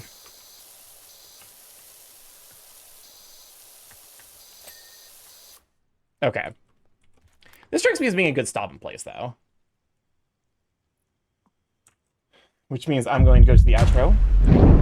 And let's see who's live. I think because yesterday we rated it into someone at Marsh's behest, so I have not rated into a Thunderfang member. So let's do that real quick.